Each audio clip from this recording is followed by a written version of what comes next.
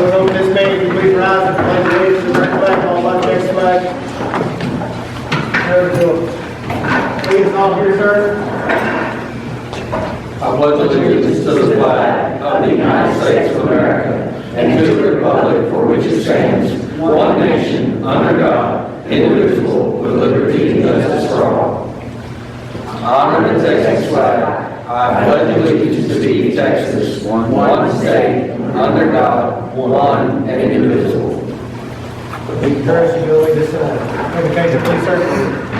Everybody bow your heads. Dear Heavenly Father, we come to you today, dear Lord. Thank you for the many blessings you bestowed upon every one of us, dear Lord. We thank you for the beautiful weather we've had here lately, dear Lord, for everything that's been going on in the city, dear Lord. Thank you for getting us through each and every day, dear Lord. I now ask for guidance and appreciation, dear Lord, that all the decisions that are made here tonight, dear Lord, are for the betterment of our community. In Christ's name I pray. Amen. Amen. Amen.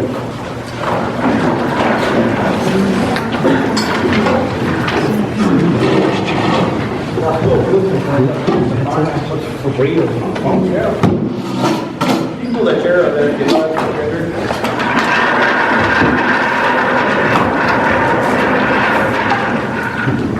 First of all, I want to thank everybody coming out tonight. Good to see all these faces. First of all, I'd like to recognize the holidays coming up. Wishing everybody a happy Easter, Good Friday, and Holy Week. So, happy holiday. Congratulations, those holiday schedules. I'd also publicly like to say we had a fire the other day. I'd like to recognize our fire department. It's a pretty big fire out towards Lorraine, and it could have ended real badly, being such close proximity to our well fields. Fire department got out there, responded. Our neighbors in Lorraine got out there, responded. They lost a fire truck. Thankfully, nobody was hurt. They kept that contained. It did not affect us. Also, all the city workers that responded out to the well fields, making sure our water was safe. Thank y'all. All right, proclamation we have one proclamation tonight.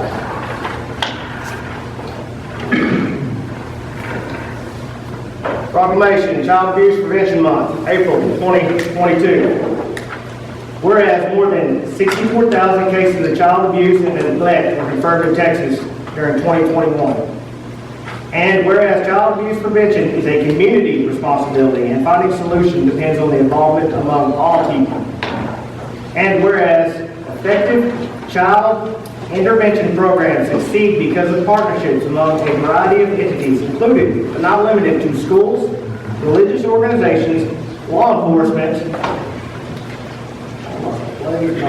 Child Protective Service, prosecution agencies, medical professionals, mental health professionals, children advocacy centers, and other community-based nonprofit organizations.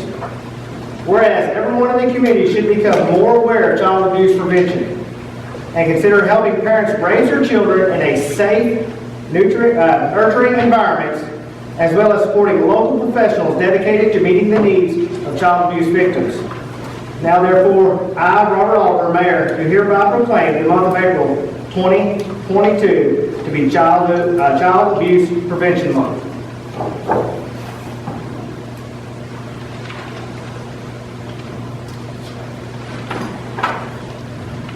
I'll chat there as a father, it does take all of us. So I mean, that's the first thing. If you see something, you suspect something, report something. We have to take care of our children. They are the future us, future leaders. So I encourage all citizens to do it. Moving along.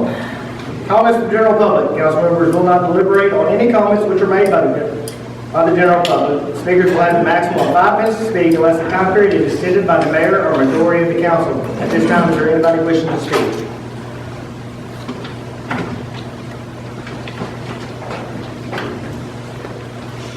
Good evening, Mr. Mayor and council members. Thank you for the opportunity to speak today. My name is Sean Schroeder. My wife and I have moved here back in July of last year. We live over on 944 East 17th Street.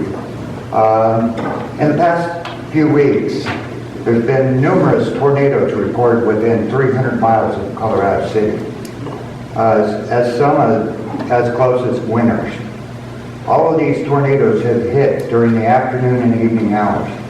On March 21st, an EF3 with winds of 150 miles an hour were recorded in Jack County. There was a total of 10 tornadoes that day, killing one elderly person.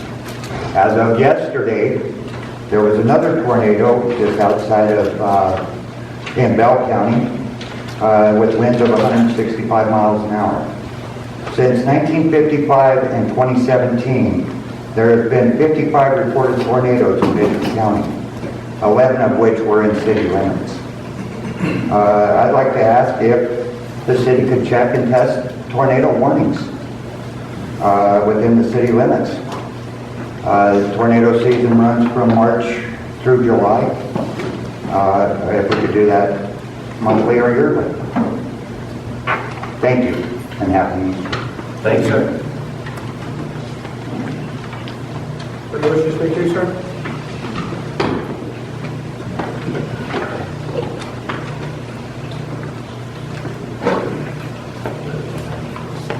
Good evening, and thank you for giving me the opportunity to speak. I'm James Farquhar. I have been a teacher. I have been in Mitchell County for the better part of 34 years. We moved here, I live up on Rusk. We moved here, there was a fire hydrant that was on the corner of Rusk and what became Snyder Street. It was 10th when we moved here. There's one that's on the corner of 9th and Rusk. It's painted black and it is turned almost completely to the ground. According to the National Fire Protection Agency, black is an indicator of a hydrant that is not in use, a hydrant that is effectively dead-bodied. It's a yard ornament. Now, I have called the city several times. I have talked when Mr. Hoover was here. I talked with Mr. Hoover. According to Code 18.5.2, detached 1 and 2 family dwellings, hydrants shall be provided for detached 1 and 2 family dwellings in accordance with both of the following. 1, the maximum distance to a fire hydrant from the closest point on the building shall not exceed 600 feet.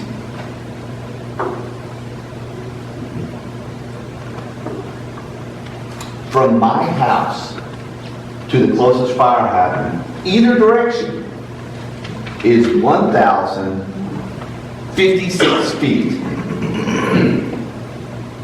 The maximum distance between fire hydrants shall not exceed 800 feet or 244 meters. 18.5.3.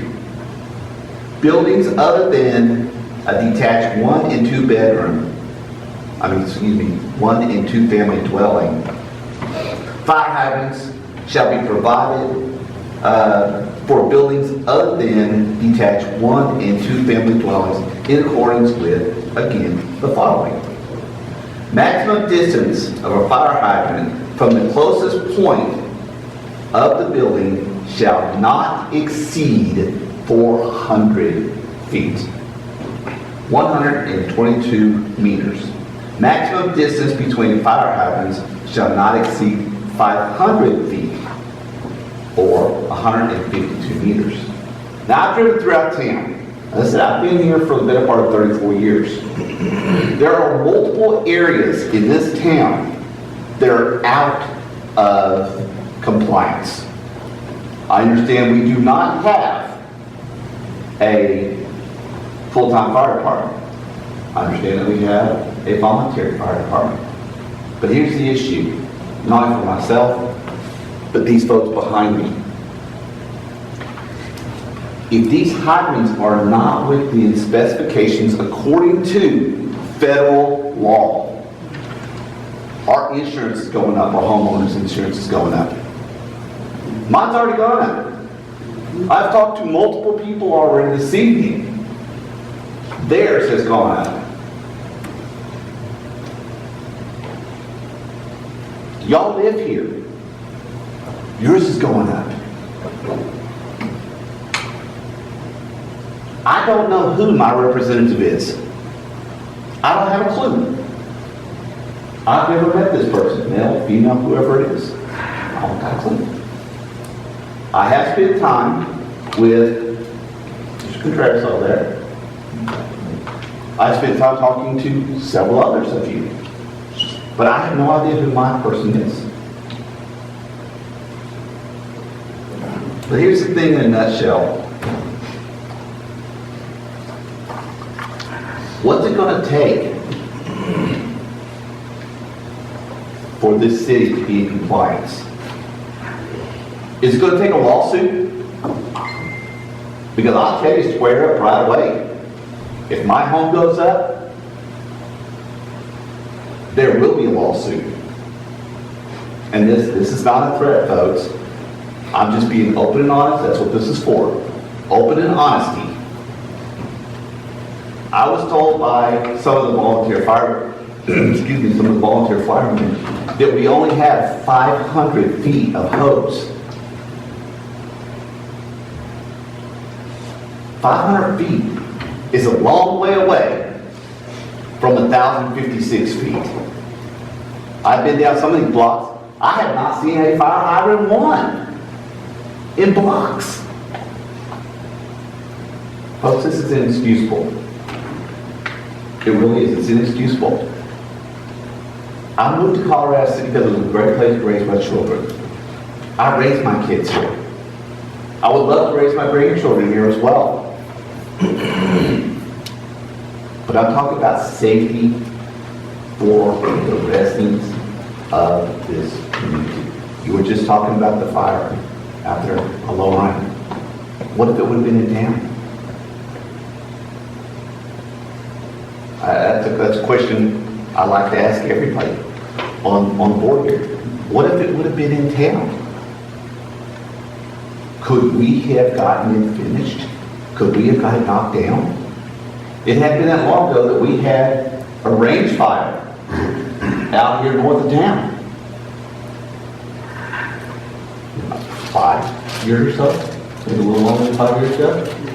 What would have happened if that would have come through town? Please, folks, I'm not asking for anything more than the safety of the residents of this city. That's all I'm asking for. I thank you for your time. Sorry, your name was? Farquhar. Thank you, Farquhar. James Farquhar. Farquhar. Thank you for coming Mr. out. Mayor, I'm going to give you this. Okay. Did you say your first name was David? James. Mr. James, I can't really discuss this, but I have understand. some actual questions. The code you're doing that I need to research, you're probably going to under the state code or? It's under the federal code, sir. It's all right there. Thank you so much. Thank you. And another factual statement, I think you're Russ. I am on Russ Street. Yes, sir. That would be, her would be your representative. I'm your representative. I live down the street from you. Right behind. Okay, we've never met. I'd like to get with you. You want to? I would like to get with you sometime then. That's fine. Thanks. If you'll stay behind, I can give you my address. You can come by and see me anytime you want to. Thank you.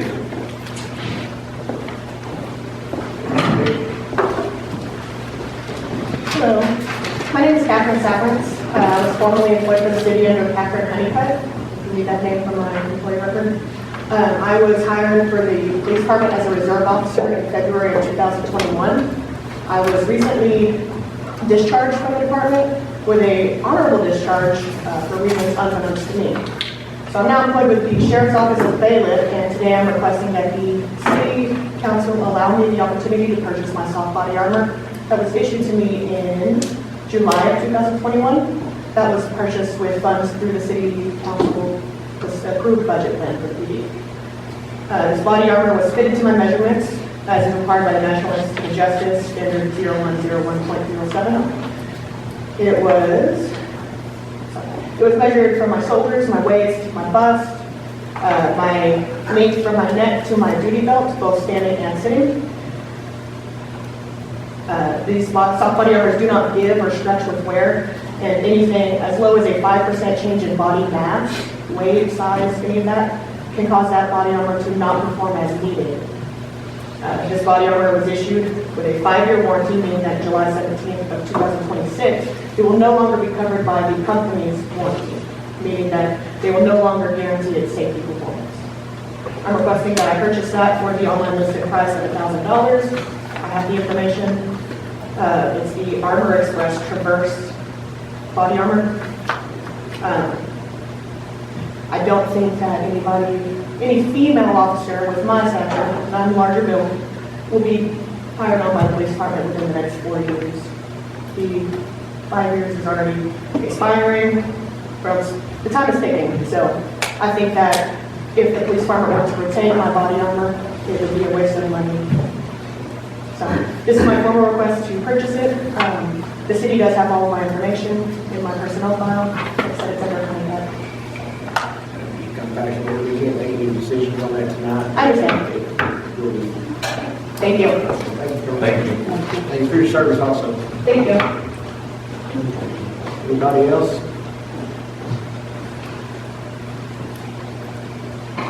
This time, no one else, please. Public comment, move on to discussion, possible action by motion to approve the following items and our reports or consent items. So he can go home.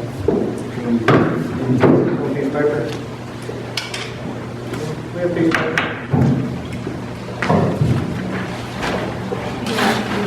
He got it.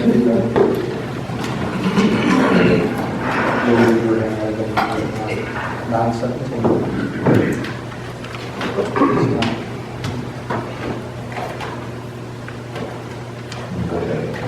No, I'm talking to prison office. This is a little shop. I'm using home for something. You come through with it. Or you come to the sound. You want to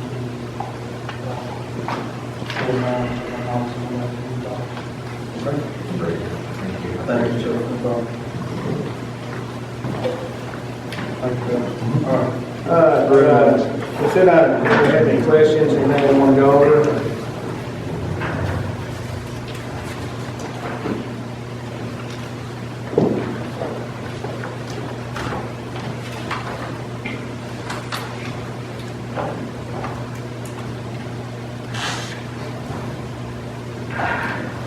There's no questions on the consent item, I'll move forward that motion. Motion to approve. Motion by Councilman Burris. Second by Councilman Lane. There's no further discussion. Please vote. All those in favor say aye. Aye. All those opposed, no same. Consent item stands approved. Presentation and approval by motion of the monthly combined revenues and expenditures report for the month of March 2022.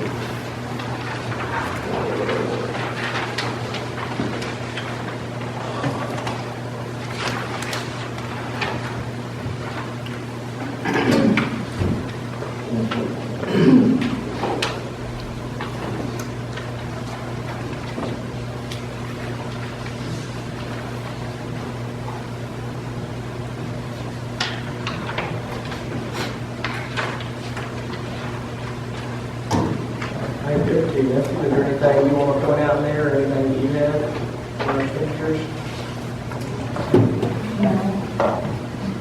Any questions, comments, or concerns?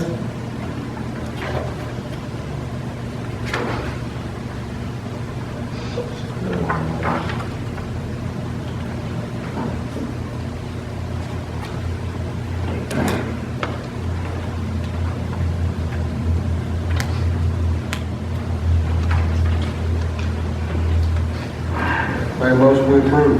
Motion by Councilor Hurd to approve. I second. Second by Councilman Contreras. There's no further discussion. Aye. All those opposed, the same. If no motion passes, all those in favor.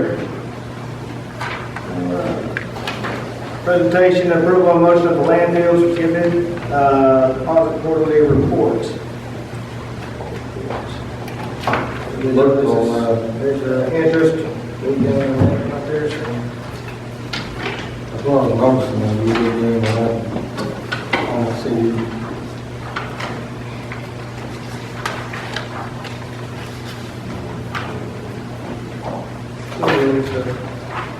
If there's no questions, comments, or concerns, I'll open the floor to motion. Motion to approve. Been by Councilman Curtis, second by Councilman Lynch. All those in favor? All those opposed, are the same. Motion passes. City Council may discuss, take action on the following agenda items. At this time, I'm going to move us down to 7 or 8. We have an out-of-town guest here to present this to us, and so she get on the road and she put our hourly fee down. We'll get her out of the way.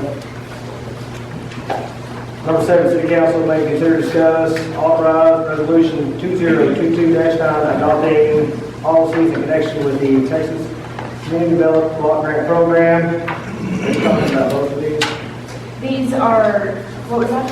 You're on both of these, right? Yes, sir. This one and then the next one. And also review and discuss section 3, policy updates and information for the city's Texas CDBG contract number CDBG 21-007. Yeah, so the first one, the resolution of the policies, those are just required by the state for the grant that, the water agreement, where we're replacing water line down on the southwest side of town. Yes, sir. And so these are just basic civil rights policies, stating non-discrimination, of course. And if the city's had a CDBG grant in the past, these were already adopted then, so we're essentially just reaffirming these policies. So. And, well, that one actually needs a motion. And then the next. We're doing those water lines with this grant up there on the south side of Paramount, is that correct? We had a meeting, well, we talked about I it. think there's more to it now though, because I think that there's some problems because what was told was that line needed to be replaced and it doesn't. Mr. Boyd was the one that was telling me about it the other day when I was at City Hall. On the resolution, so we move down to the next one. This is basically just a So what, fair play resolution. So, yeah, this will need to be adopted no matter what we do. no matter what we do, yes. So this is just saying that we're not discriminating or we're not showing preferential treatment to just any particular people or section of town or things of this nature, that the money will be used for what it's should be used for. I'll make a motion to approve. Motion by Mr. Lynch, I'll second. second by Mr. Hurt. All those in favor? All those opposed, vote the same. Number 8. And then this is just a presentation. It doesn't need any type of motion. It's discussing how if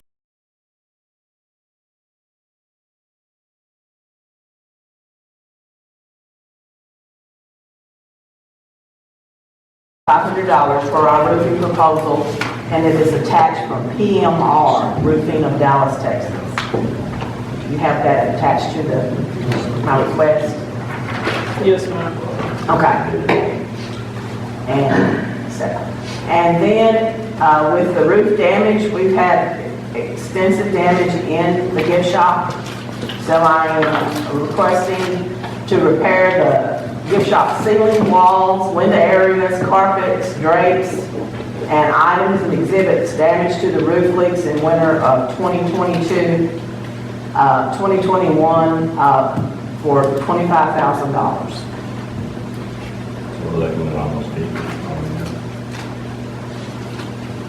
So that's in addition to what I have requested for operating costs. There was how much of it. Can we get some big boy sizes in the gift shop? Some t-shirts? Yes. Yeah. Some big boy sizes. We'll get some big boy sizes, okay? Does was this bidded out, like, to see comparable rates? No, I haven't had it bidded out because I can't start doing the repairs to the inside of the gift shop until the roof is completed. The roof part is being done through our insurance company, and they've satisfied the process for the bidding. This is a company that the insurance company has hired to do this. So we're in the process of trying to get our roofs back into an insurable state. Some of them. And then just, they've done all they're going to do. They've repaired all the roofs and replaced all the roofs they're going to. And this is what y'all have in front of y'all is the roofs that need roofs that were paid for in the past but never replaced. But I have a question, if have they replaced the roof at the museum? Not at all? Not the main building, the annex building. The annex has been, yes, when I give my report here, the annex building has been completely replaced, the tin roof, and then there's a brand new shingle roof at the Heritage House. Well, who was working on, because the front awning on the front of the museum still just has tar paper there. It's the same people. Okay. Yeah, this is the building, that's the building she's asking for money to Okay. replace. I'm just clarifying. And the museum is one of the buildings that would qualify for a motel because it's a historical building. And it's a tourist place. And then the Opera House building is another room that, in the beginning, we thought that one was going to be replaced, and they had it confused with the Heritage House. So the Heritage House did get a new roof, but the Opera House is still needing one. And I believe that's a building, because it is historical, that could use hotel motel to replace. And I gave you all the quotes on these buildings. So that's why I'm mentioning those two right now, because we're talking about hotel motel. So basically, we're putting roofs in those two buildings anyway. So we have to qualify for the hotel motel, so we can use that money instead of. How much is it? How much do we have? Sorry. I'm sorry. How much do we have in the hotel motel? Overall. Okay, so y'all have right now currently about $310,000. And y'all got $170,000 in requests. Not counting these. And Mary's asking for $29,500 for a roof and $25,000 in addition to that. And then if you do the Opera House, it's $38,075. Y'all have that figured on. You should also It do can be that. allocated to that, and that's how we're gonna get that money for. And Mississippi will give another 30 in this resort. That's what the money's for. I had a question. Okay. When were these roofs damaged? These roofs were paid for in 2016 and also again in 2018. These were the ones that were done by the non-licensed, non-bonded. These roofs, some of the roofs were, but I'm not sure if these were paid for in 2016 By the insurance? and 2018, and they were never repaired. And so they're not insurable at this point, and they are all leaking. Wow, they were paid for, but they weren't repaired. Correct. So what I think what the manager did was he pulled the money to put the roof on this building here, because it was about to cave in, and did cave in during the roofing project. And that was this roof, City Hall, and the fire station, those were the ones that were done from the uninsured roofer. And that was done, I want to say, probably about 2014 or something like that. 2016 was when we had the historic hail here in April, Yep. and it froze all the gutters and downspouts. These are 5 roofs is all what we need to get fixed somehow back in good shape, and then we'll have this behind us. then we can repair and make Stay sure. on top of them. Yeah. Damage, just like- This is one of those things where we're dealing with previous problems that were done Yes. for us. And I think we should approve it, and like you said, get them fixed and stay on top of it. Because, well, what's going on at the museum, if we have a big rainstorm, anything, it's gonna cause more damage. I work in insurance, and if your roof is bad, it's gonna cause more interior damage. So I say we approve it and move forward. I'm for that, but I'm also, wondering how do we, or what's in place for us for this not to happen again? With the mix-up and all of that. Well, The biggest thing that's probably going to be in place is, the council stand on top of this stuff. The insurance payment is going to be, we gotta make sure. one of the biggest things I think that we have to do, Bonnie, honestly, and it's one thing that I look at very closely. I know myself, and I'll even go ahead and say it, Mr. Contreras over there has been very good about looking at what are the manual checks every month. We get a report on it, so what are we paying out? Where are we spending this money at? What's going on? And if you have a question, speak up. That's what this is all about, transparency. It says, and that's one thing you want to have to start doing, all of us, not just me, because I may miss something. Yeah. But I've caught things, Travis has missed, Travis has caught things, Sandy, and so on and so forth. We've all caught things looking at the expenditures going, what is this? And why are we paying for bicycle tires or, and then, but they may have a decent explanation as to why. Well, we had to get this because it did this and it helped with that, if we ask the simple questions, but the bottom line is, you can't micromanage what belongs to you, but you can micro-inspect anything. You know what I'm saying? And that's where the problem I see. There is a way you can prevent this from happening again, as long as you follow the TML guidelines. They now have this program in place where other cities have been having these troubles with their roofs, so they hire these consultants, which doesn't cost us anything. That actually come in, dig these roofs out, and they make sure they're putting licensed body roofs. They're holding these people accountable. The insurance companies themselves, and they're doing this for cities because if you're a part of their insurance, you're partially self-funded. And that's the reason why they're helping us do these roofs, and they're trying to give us the cheapest way in. And they have given us a lot of money to put roofs on this time because we did sign up with them. So they're really working with us to get in a good place. I think more than trying to reach everybody is not getting the right bond in or insured people, because when we get paid for the insurance people to do a roof, the money needs to be earmarked and put on the roof. And one thing in the past was, we got the money in from the insurance company, it should have been spent on that roof, and not the civic center. And the money from the civic center should have come out of general fund if that's what's necessary, or whatever needs to be happening. So this time, we didn't receive any money. Right. So when you go with their consultants, they're finding the money out for you, and then the insurance pays that. So the money never comes to the city.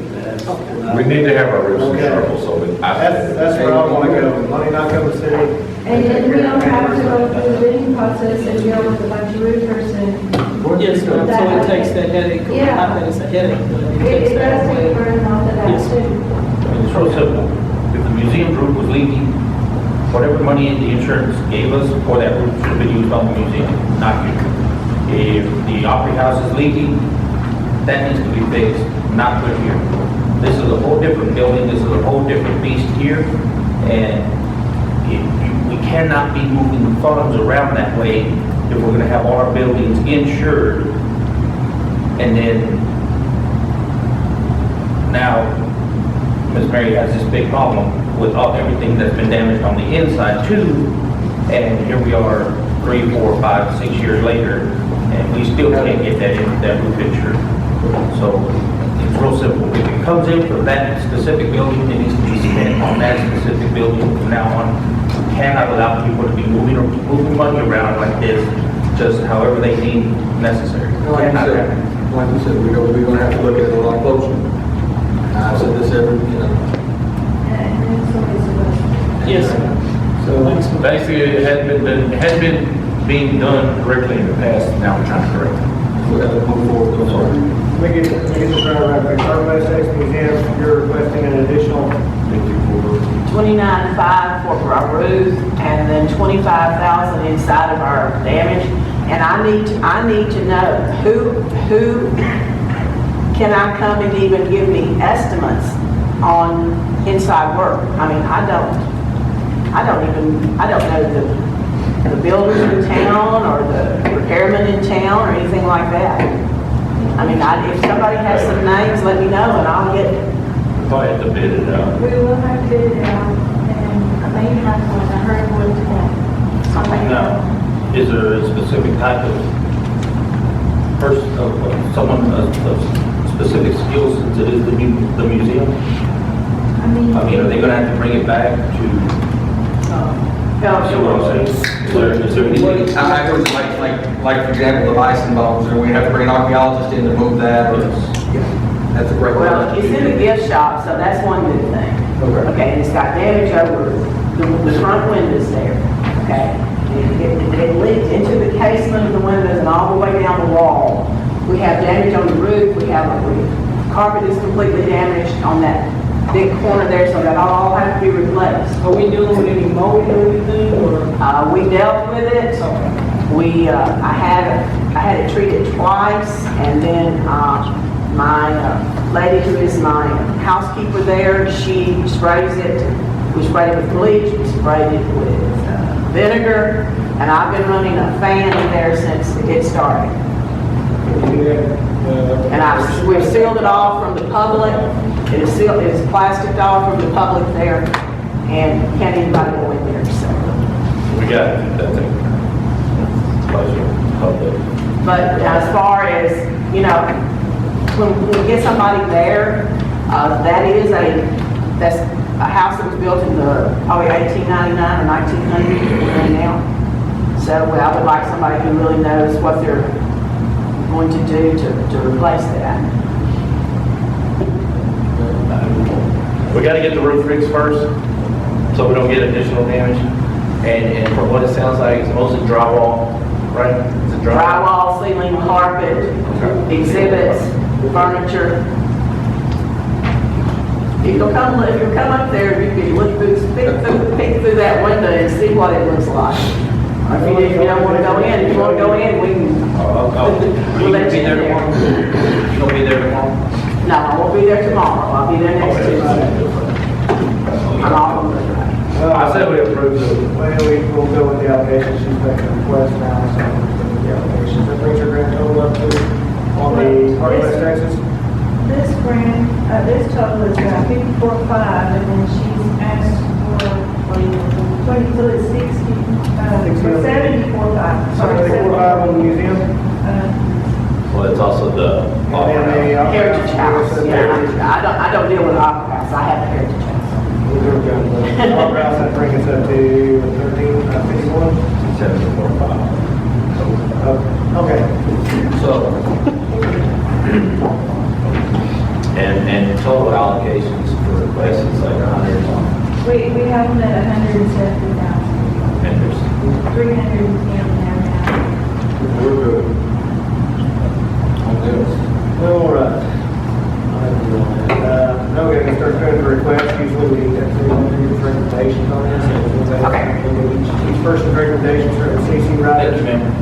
Thanks, Terry. You're welcome. I enjoy coming and seeing, each request. Each request came to us and talked to us about the money that they wanted. Similar question for the airport board. We are able to spend money to upgrade to a visitor information center, and that's how the request was phrased from the airport board, that the terminal could be considered a visitor information center. The visitor information center is defined as a building or portion of a building used to distribute or disseminate information to tourists. So you all need to make a decision whether that meets with the airport. Other than that, the EDC request, advertising for tourism is covered, but they also included advertising for business development, which is not covered by the terminal. So those are the questions or the no's for my opinion.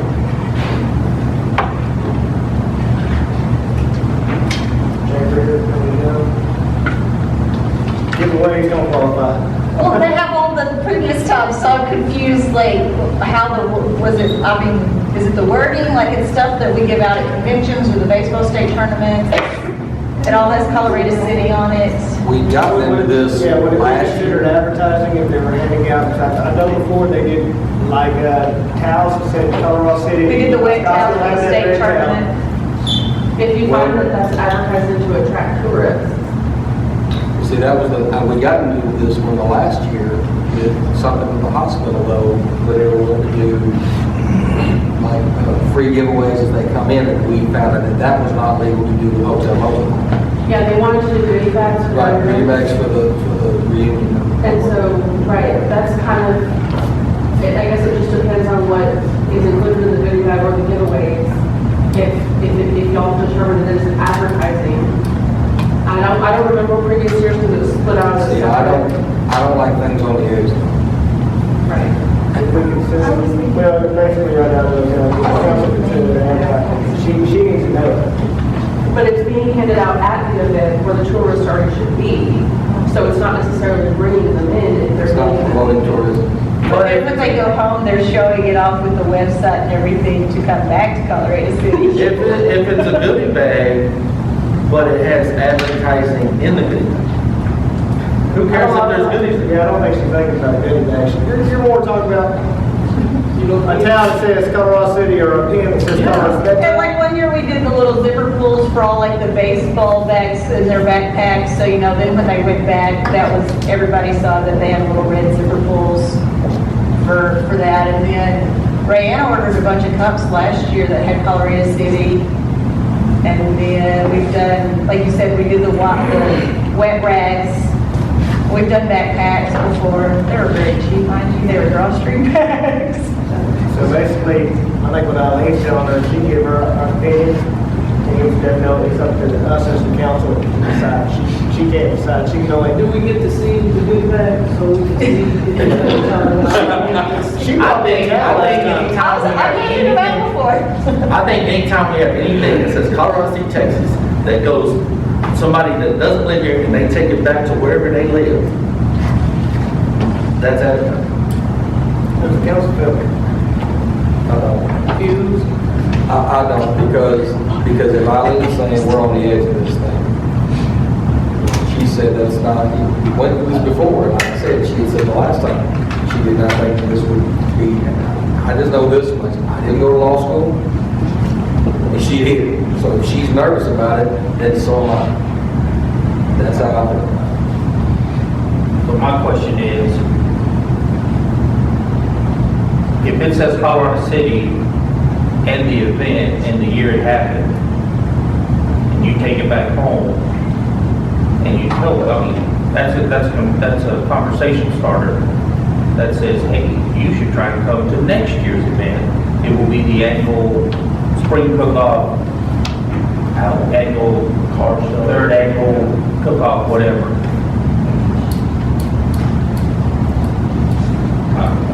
And like the mayor said, it's up to y'all to make the decision. The information I had was giveaways at events. So if we're adding advertising, the category of use that applies to that is if it's advertising to attract tourists to visit the city.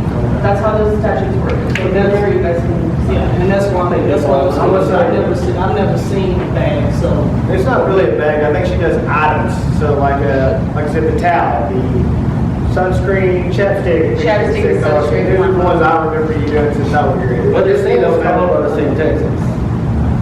I say, Have a specific event that would advertise an event to entice people to come to Colorado City Like the for that CC. event. See, I understand what he's saying. Yeah, all right, I see what you're saying. here we go. Unless it says, like CC Riders, 2022, you know, this will be coming up very soon. Unless it says that, we're not advertising. We're just giving away. It's just something that says Colorado City, Texas on it. Which is a violation of the use of the hotel tax. And I'm not, Let's do it like this, because I know we're split here, and we're the ones gonna decide, let's take a vote. If it says Colorado City, Texas, an event, ideal, just Colorado City, is what you're saying? No, I agree with what he said. I understand what he's saying now. If it has the event on there, I will. She said it specifically has to say that say it once. I'm trying to get you clarification. Because you get way more bang for your buck if you just do Colorado City in general than have a lot of leftovers if you have to order a minimum order. There's so many minimum orders that if you have to order 100, but you only have, say, like 50 teams, then you're stuck with 50 that say 2022. But it's got to draw tourism. It's got to draw tourism. How about it just says the event doesn't have to have a necessary year? Okay, there we go. So, I said, how about if it just has the event, but doesn't necessarily have the year? That way, if there's leftover, they can use them the next year. Yep. If it says Colorado, if it's not, it's given away, if it says Colorado City, has the annual event, who considers that advertising, raise your hand.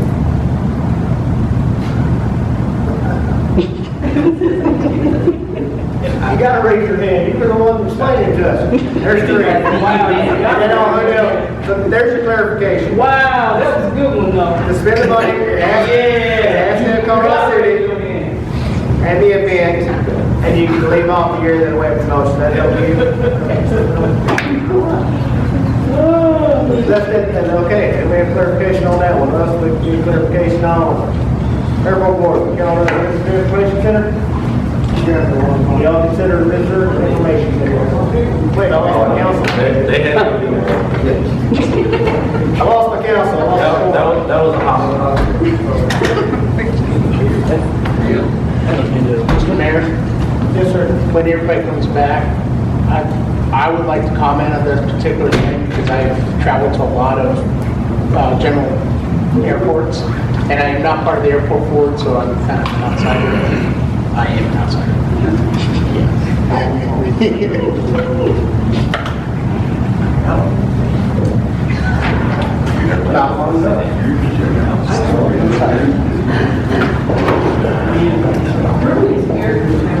Ruby, can you hear me? And then this is what I try to do in the past, we've authorized money, we can give them clear guidance. Plan to go here on what considered advertising, she has to spend money and come for receipt. I just want us to stay within the guidelines of the law. Yes. Yeah. The airport board, this council, the anybody in this council not consider the airport board as a very Airport terminal. Airport terminal, sorry, not board, the terminal, the little house. Anybody not consider that as an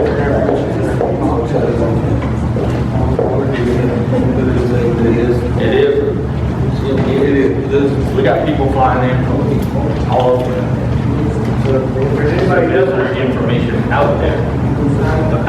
there is a board where information can be stored and put, cards, there's numbers, I think there's directions to local restaurants and stuff out there. We're working on. That's one of the things we're trying to get. We're We working on had that getting. from the hotel, Kiva, I mean, I think the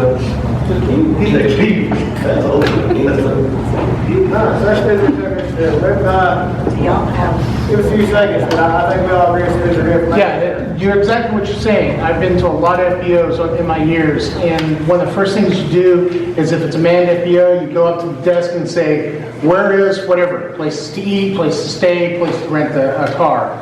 It is actually an excellent place to advertise Colorado City to anybody flying in, especially if we start building up the airport and we get people that going, oh, I haven't been to T-88 yet, let's land here and see what's there. It becomes a great advertising place for Colorado City to get them to come into town to find what's here. I think everybody's really in agreement on that. The last question of what we have to do takes council, and she gives Jason.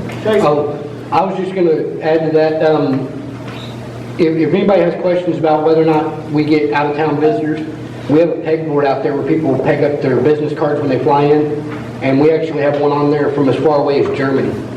Somebody came and landed here from Germany. All right, with the airport board, I didn't mean to interrupt you, Bonnie, I'm sorry. With the airport board, do y'all have somebody over watching over the, like, location, like Google Maps? Is our airport on Google Maps? Yes. Yes, it is. And somebody oversees that? I don't know who, somebody had it on there, I haven't adjusted anything on it. Yeah. Somebody needs to take ownership of that. Okay. Start posting pictures. I've been adding photos online. Okay. I just want to request that to the airport. Last thing, Civic Center, that's another one, she's given us her opinion, and we see whether this area qualifies for that use, and meeting rooms, and do qualify for the ultimate decisions of the council. So here's my thing. I believe this qualifies. I don't believe that qualifies.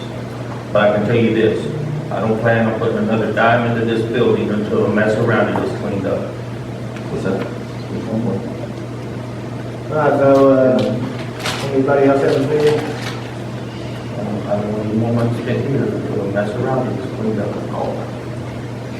So, Civic Center, she said give her opinion, so I think that does qualify under the meeting room rule and convention center rule. So we'll take a vote. We think this area, this whole building qualifies for hotel room. Is it the whole building? Whole building. That's a convention center.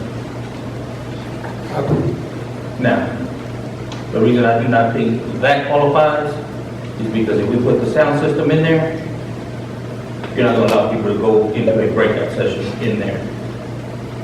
Because if we were going to allow it, we would have set up the sound system in here.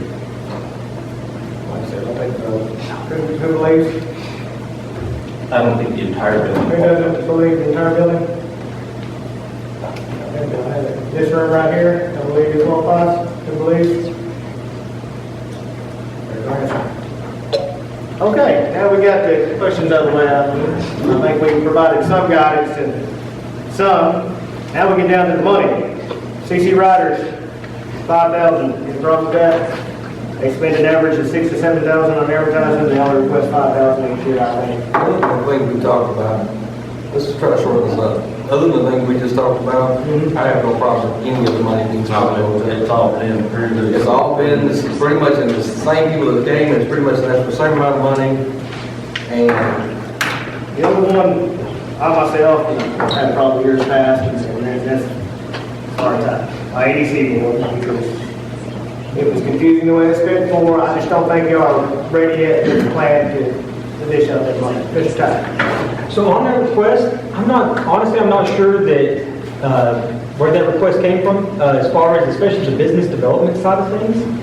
That may have been something that came through either the city manager or previous members, but that, I don't have any problem with the business development side of things. I don't remember that coming up and originating from our board in meeting.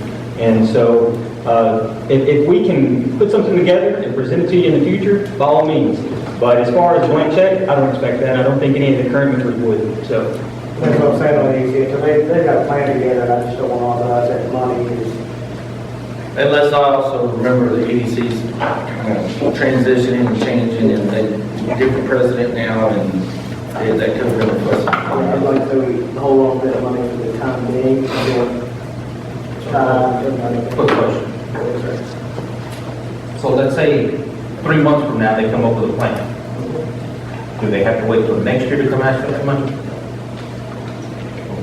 Is that true? I mean, we have a policy that says the timing of all of the requests for motel money. so that is a city policy. Correct. That is not state law. That's correct. We can amend that any day comes time we feel it. Right. That's not state law. That's the main thing I was trying to make. I just don't want them to not be able to get funding if they come up with something. Not only because everybody came up with all the projects, presented us the project, went throughout their year, and sorry, y'all haven't given us nothing yet, like everything. It's we're gonna require everything else. But that's just a city, that's just something we, that is kind of, and I think that everybody should come up front and have, that's fine. But what I'm saying is, that's something we can go all year long and use hotel, motel. That is nothing. All right. So then even if people have requested money and we need more, can they still come in and I think there's a possibility of it if it seemed to be with. I would just like everybody, like I said, if they have more money or a plan, I'd like to see them be able to come to us and present that plan like we're making Amanda Joe do, or we're making Karen do, and not just saying, well, here's the extra 25, going to plan later, because that's not where, oh, her to, or him to. You know, so let's show everybody to that same.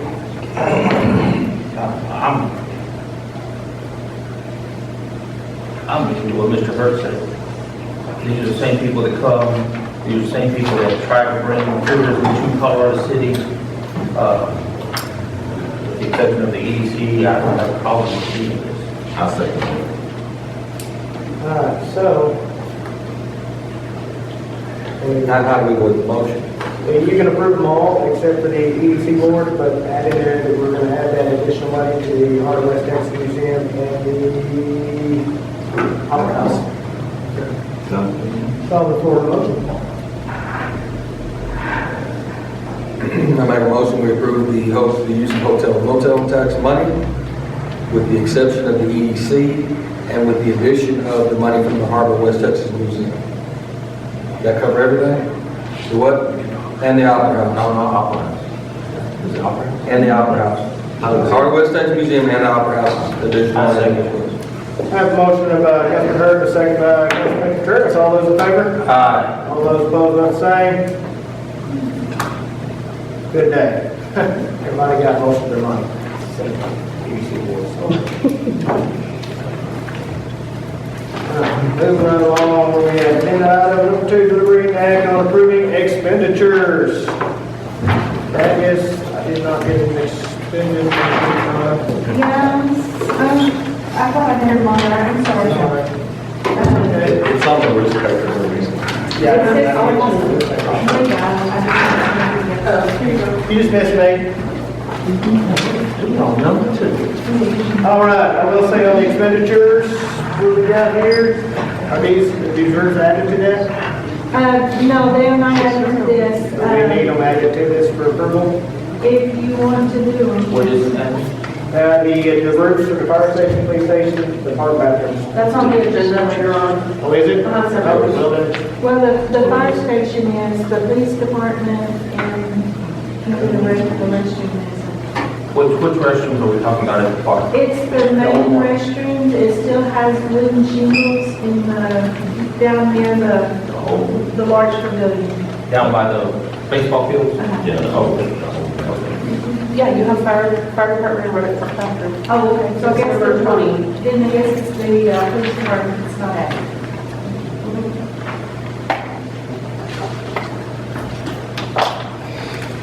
The police department has been looking for some, to,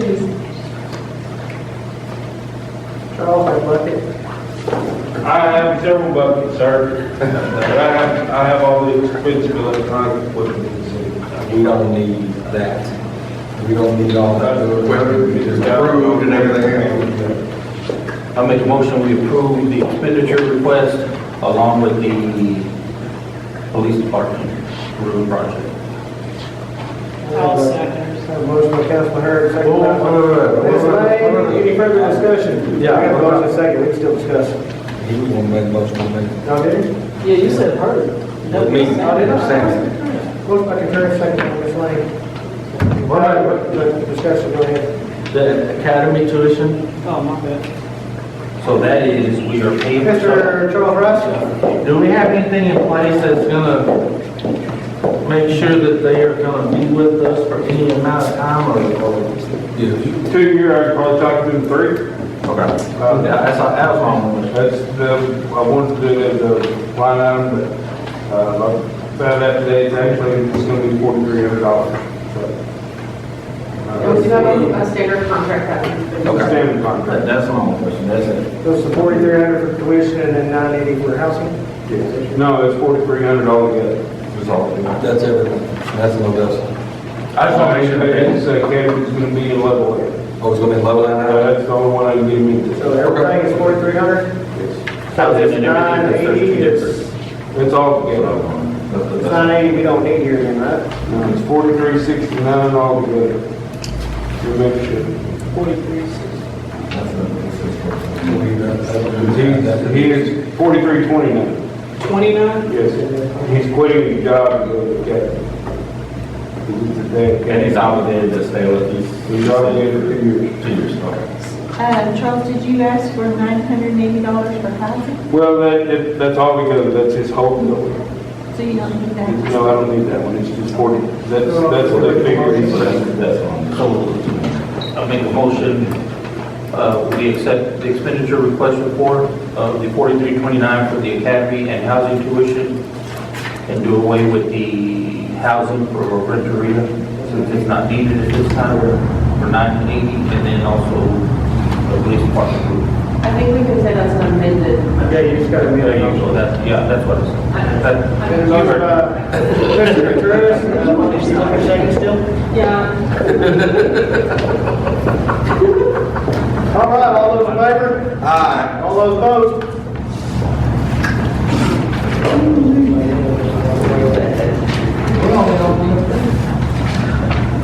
All right, deliberate act on accepting bid for construction of landfill gas monitoring wells. We got one. These are in addition to the ones we've already received bid for. We found out we were still needing 3 additional. And we've got, looks like, 1 bid, One bid. same company.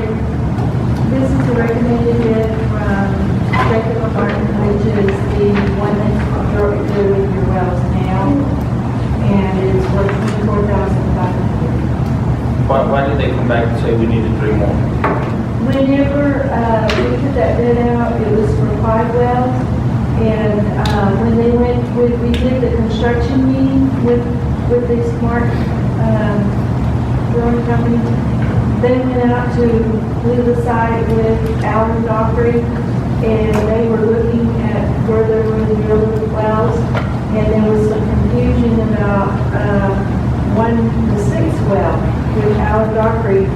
And when they were just looking at all the plans to find out why the 6th well wasn't there, wasn't even bid the first time, that's when they kind of discovered that that well was supposed to have already been done.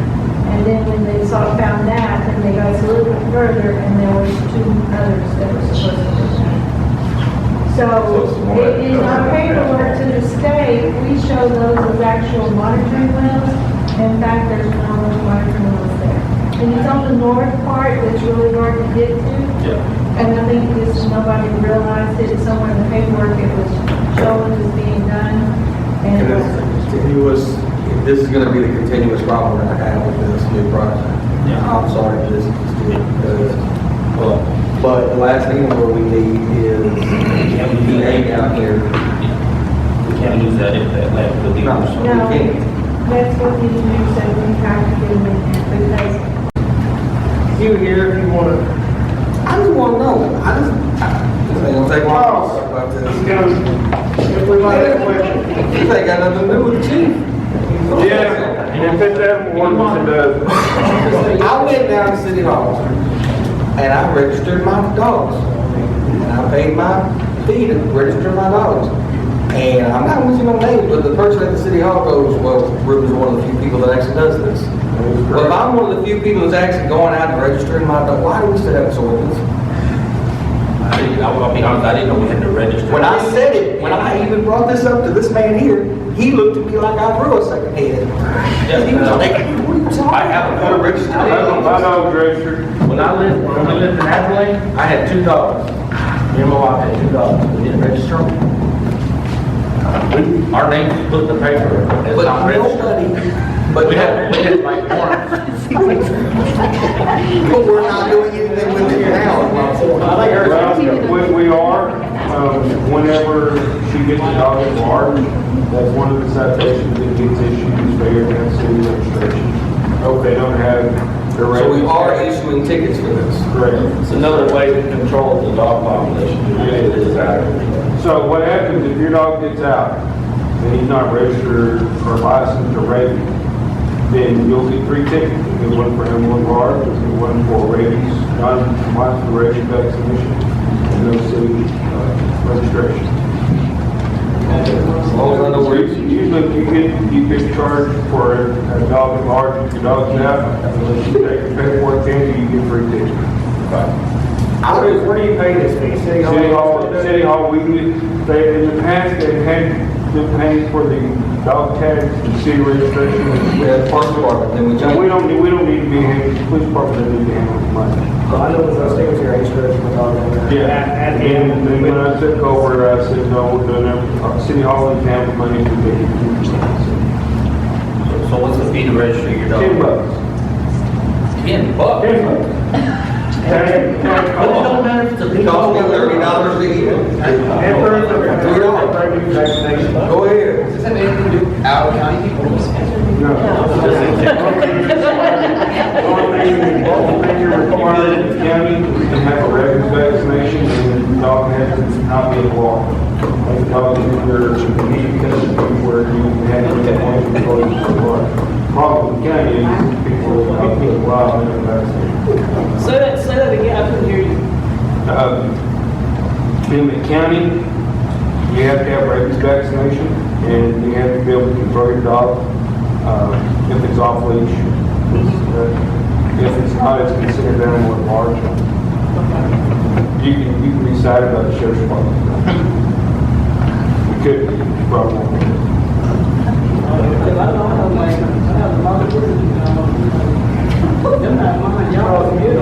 Yes, ma'am. Yes, ma'am.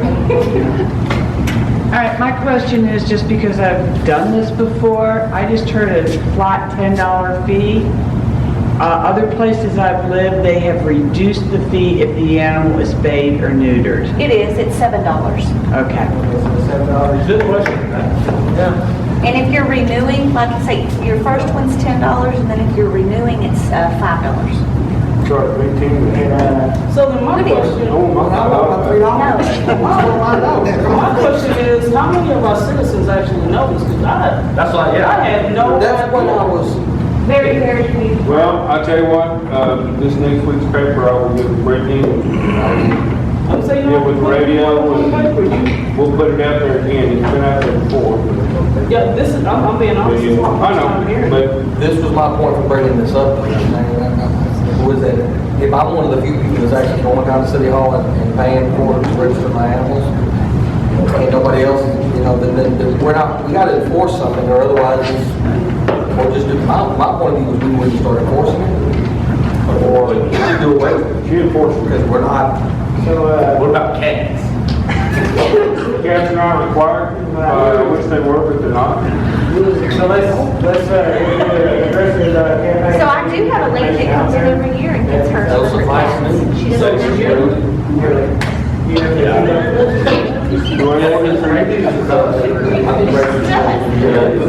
Let her keep getting them there. That helps us if they have to have them. Well, in addition to the dog registration, there's also an ordinance on the books that limits the amount of dogs one household can contain. I've got a house right next door to me that's got at least 8 of them, and I know he knows what I'm talking about.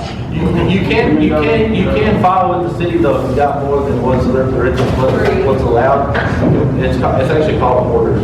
Well, we've called on these dogs before. and They come out to nobody pick them up and give them back. Did she not do anything with it? No, Celia picked them up, and then animal control gave them right back to her.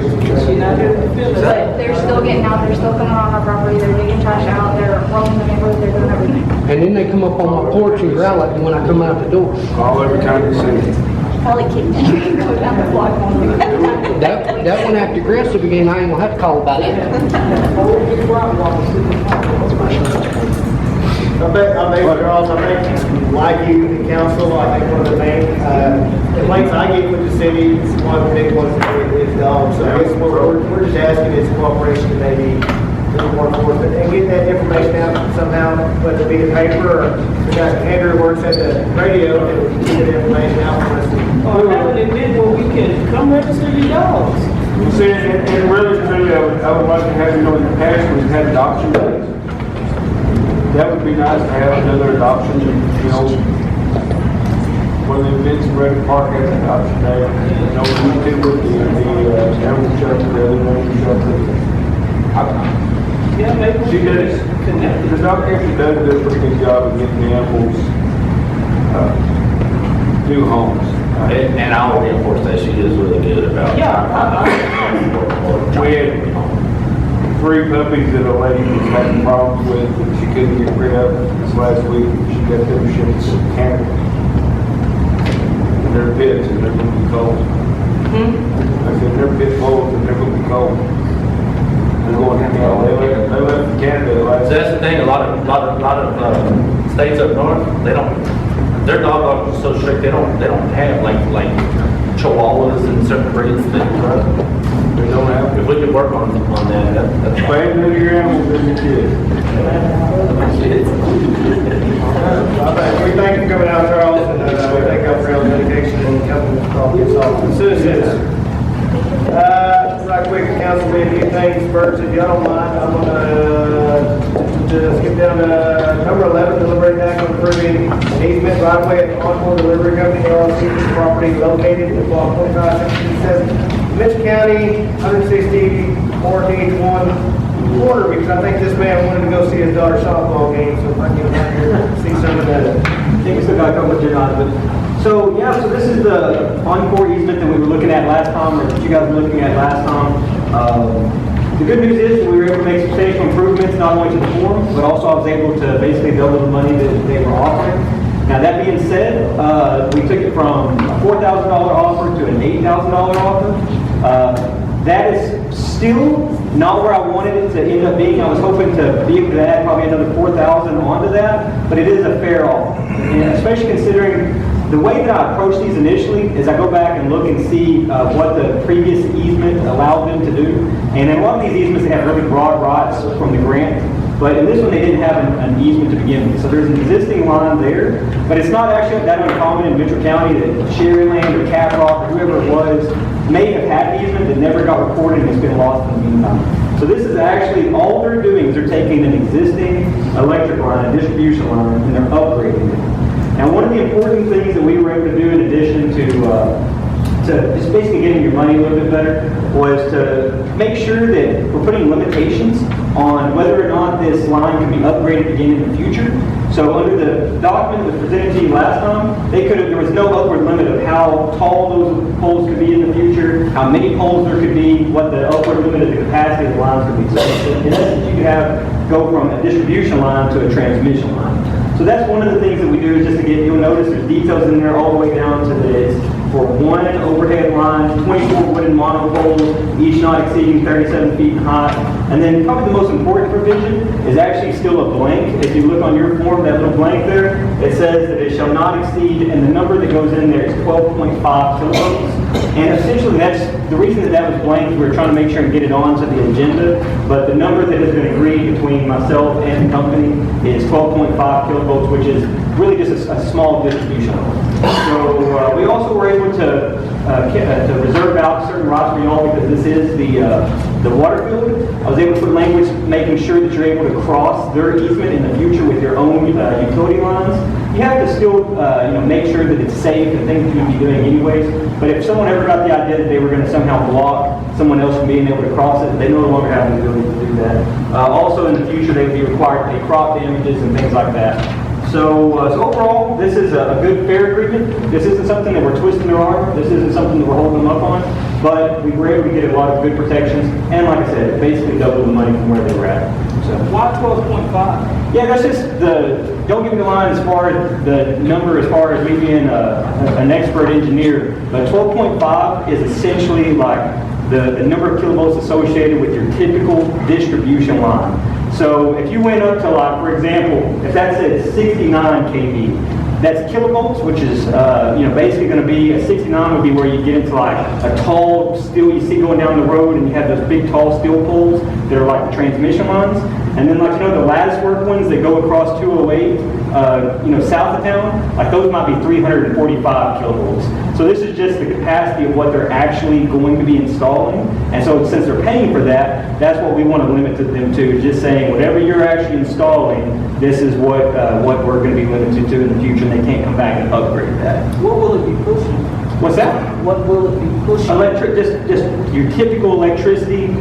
There's a substation in that area, so where your property is, on the next property over, I think it's Don Boyd's property, if I'm not mistaken, there's a substation there. And that's part of the reason that this company wanted to come back and upgrade this line, is that there's a lot of different interest in that particular substation for a variety of reasons. What property? Yes, ma'am? What property are you speaking? Actually, because I've got a map in there, if you turn one thing, I know that was something that everybody was asking for. This is southwest, did I say that right? Don Boyd? Yeah, so this property is southwest of Lorraine, about, let's say 2 miles on one of y'all's water filters. I remember the last meeting you're talking it'd be useful to have that in there, so I got to get a couple of, there should be 2 maps. One is kind of like your blood up view, and then one is where this is actually on the property itself.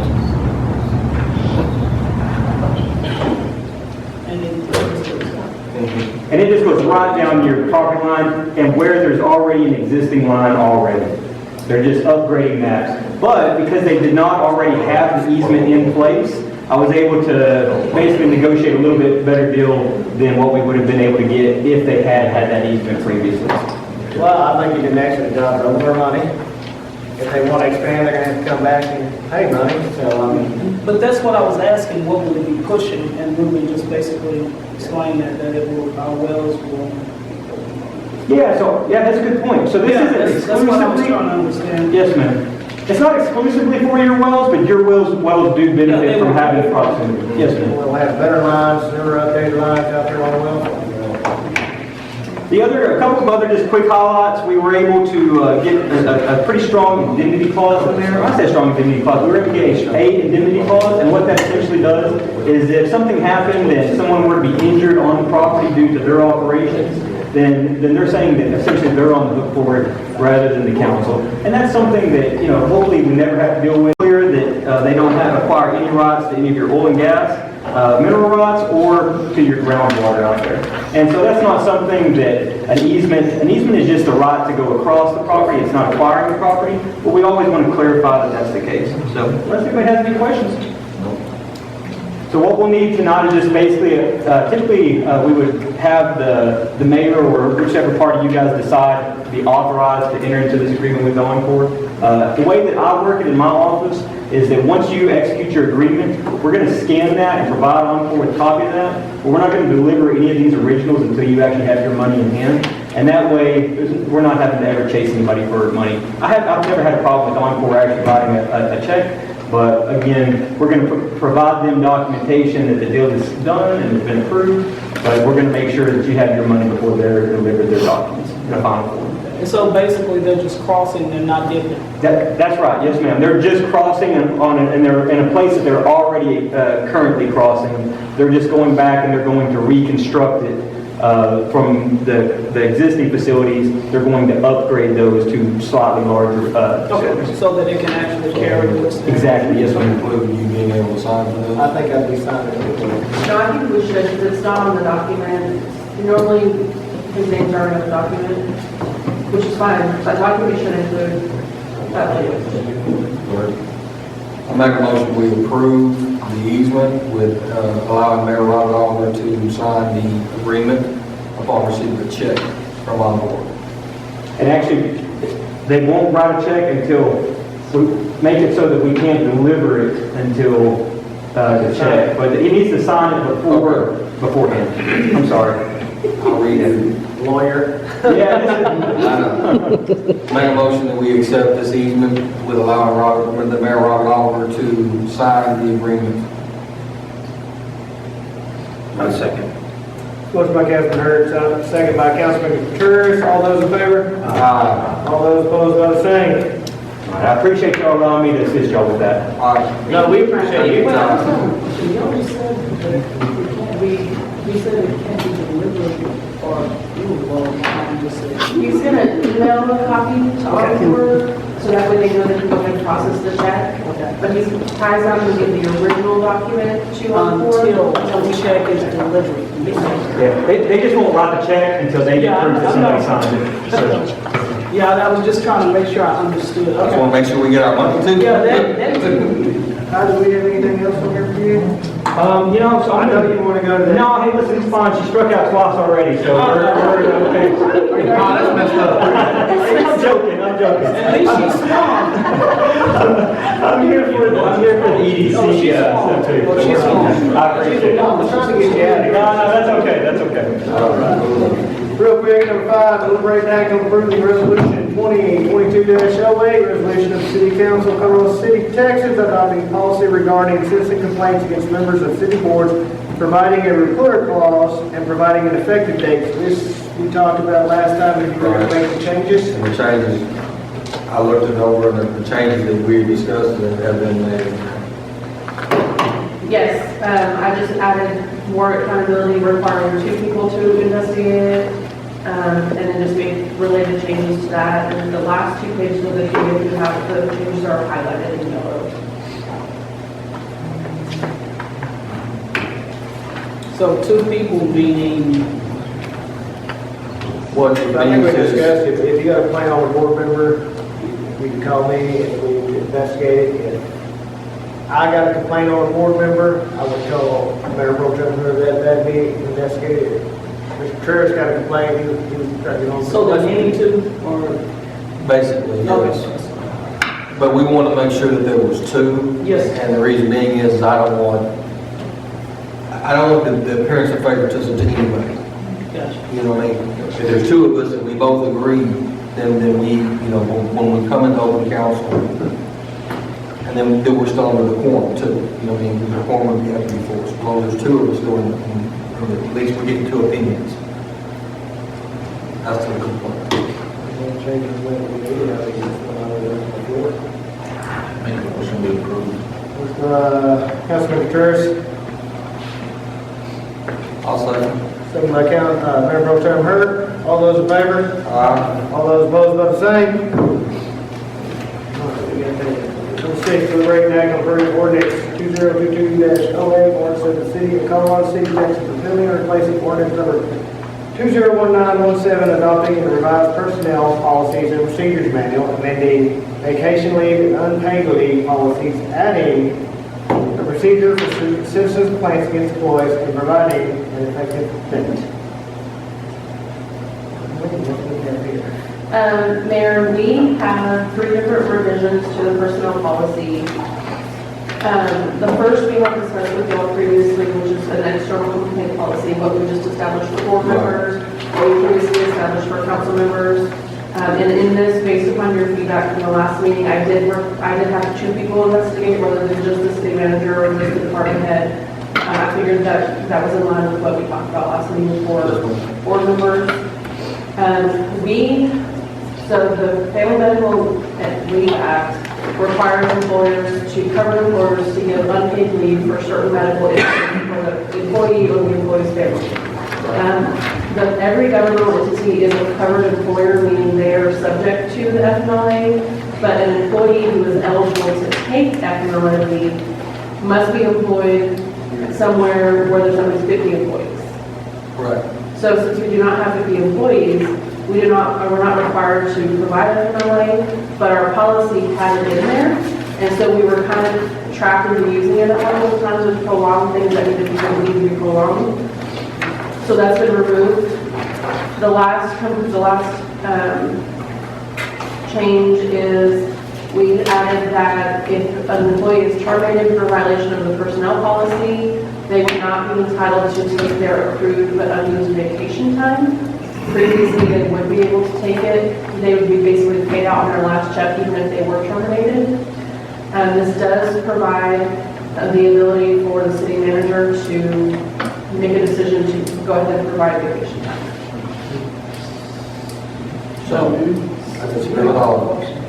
And that and the use of monetary time. Okay, my thing is also, I thought this the other day, since we're working on the budget for the number of employees the city actually has, and it's at 51. It's full time. And then we want for full time. You're right about that. I'm just simply saying this. And this is where I've always been, okay? I had the privilege of working for a good agency there. We built up a lot of time and whatnot. And I'll tell you this much, if I've worked here for a year and I've built up, well, vacation days, but I'm owed that when I leave. I'm sorry. I'm owed that when I leave. Even if I get fired, I'm still owed that. I'm sorry. I feel the same way. Because I don't think that's, I mean, I've been here. And I might have been a good employee for 11 months. But then this last month, I decided to get a drinking problem or have a divorce or whatever. You know, people can go. But if you earned it. But if you earned it, my God, you're over it. I'm also agreeing with Ms. Lane here, but since we're on the subject of this, we were, council had started one time with this vacation time, and I'd like to see everybody, we lose vacation time every year because she won't take off. They said that lapsing, and we've never corrected that. I need to see some. I agree with those who weren't on council then. And I brought it up the last time, and when this was brought up the last time with a different mayor, I brought it up, hey, that's not right. It is not right. And Donna should be allowed to, whether once a year, be able to cash that in, and/or let it roll over to next year. If she's earned it, she should be able to keep it. Well, and here's the thing, nobody ever stops to think about it. And it was one of those deals, a good example was me. I went in for gallbladder surgery. They said, hey, you'll be back to work in a week. When they got in, they found out that I was a lot more problems than what they thought. You know what I mean? So I ended up getting cut down. So my 1 week off work turned into about 10 weeks off work. You know what I'm saying? But I had plenty of time built up. So I had that. If Donna's got, I mean, you know, I'm just saying that's a cushion in your, that's a cushion. That's a cushion for any of our employees. You know, they have it, and they can build up, they don't want to ever use it, fine. At some point in time, they may need that time to get them through a surgery or something of the nature. And it's not that I don't want to take the time, I would love to take the time. Sometimes it's not in the cards. It's not feasible. But you should be able to cash it in. Yeah, but it should be taken. Well, so this is what I proposed, like I said, when I was at Ms. Lane's, they was someone, not abusing, like Donna, she can't take off.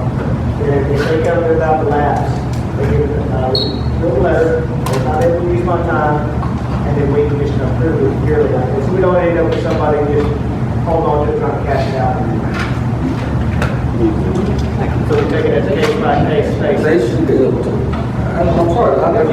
If you earn it, you should be able to cash it in. Here's the thing. Let it alone. Here's the thing, whether they cash it out or they use it, it's yours, it's gonna be paid, so it doesn't matter. So, I mean, But you have to put that in the budget. You didn't put it in every, so like I said, if they don't take it out for the year we get it, that's where we got the budget, instead of hanging on. And we're gonna have it budget every year, one time to transfer, that's what I'm saying. Well, and that's fine too. I don't care as long as they are compensated for the time that they get. Period. I've even seen, like, where you're talking about having extra time, I've seen where, we've had a situation where someone has had a death in the family, and maybe just recently lost her husband. She didn't have the time to, be out, but when anything hits you like that, you need it, so someone is able to donate the time to her. So, I mean, I'm just talking about that. I don't. There's got to be some advantage. And the other part of it is the private sector pays better. It just does. Government work has always been it's about the benefits. State government work because there's benefits involved. That's why I did. I knew that there was a retirement in my tunnel, and you know what I mean. Here I am. I got it. You know, I knew that I always had my time. You know, I put plenty of time all built up, and always had. You know, there was a lot of advantages to having a government job. And if we take away the benefits, then what we don't. I think if somebody earns something, they should be able to keep it, they shouldn't take it away from them. And that's also about personnel retention, keeping employees. You know, as soon as you take something away from somebody, they ain't gonna want to stay. They're like, why did I even earn that? As for FMLA, that's kind of a sensitive subject right now. Here's my thing, we're having trouble finding people to come to work for the city anyway. If we take FMLA out and someone who's been here 10, 15 years goes out and they're out 3 months and they don't have the time, that's the only thing that's gonna assure them that they've still got a job where they were at. So that's my thing on FMLA.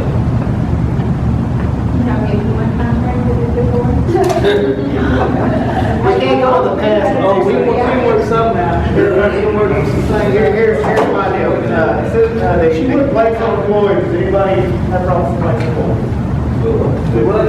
The employee complaints, no.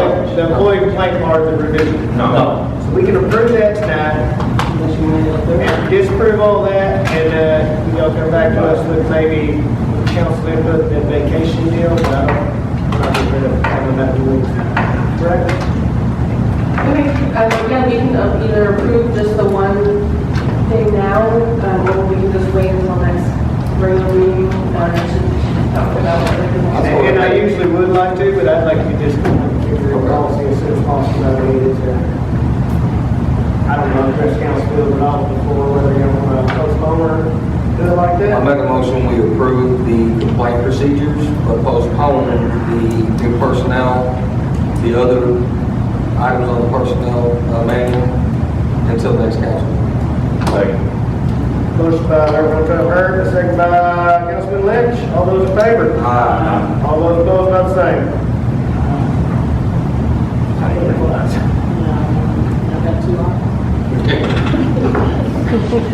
Number 9, deliberate and act approving resolution 2022-10, amending the signature card from signature card to City National Bank.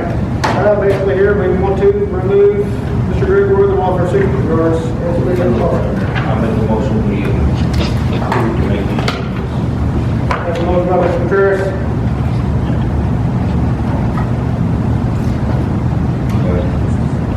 Second by Councilman Lynch. All those in favor? All those opposed, about the same.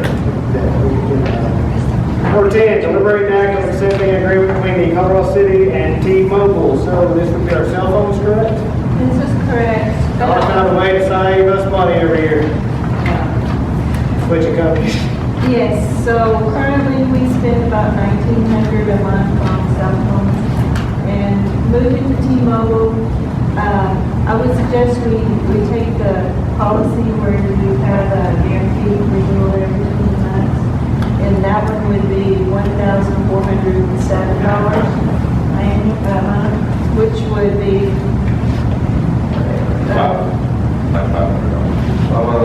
yeah, it's about $500 savings.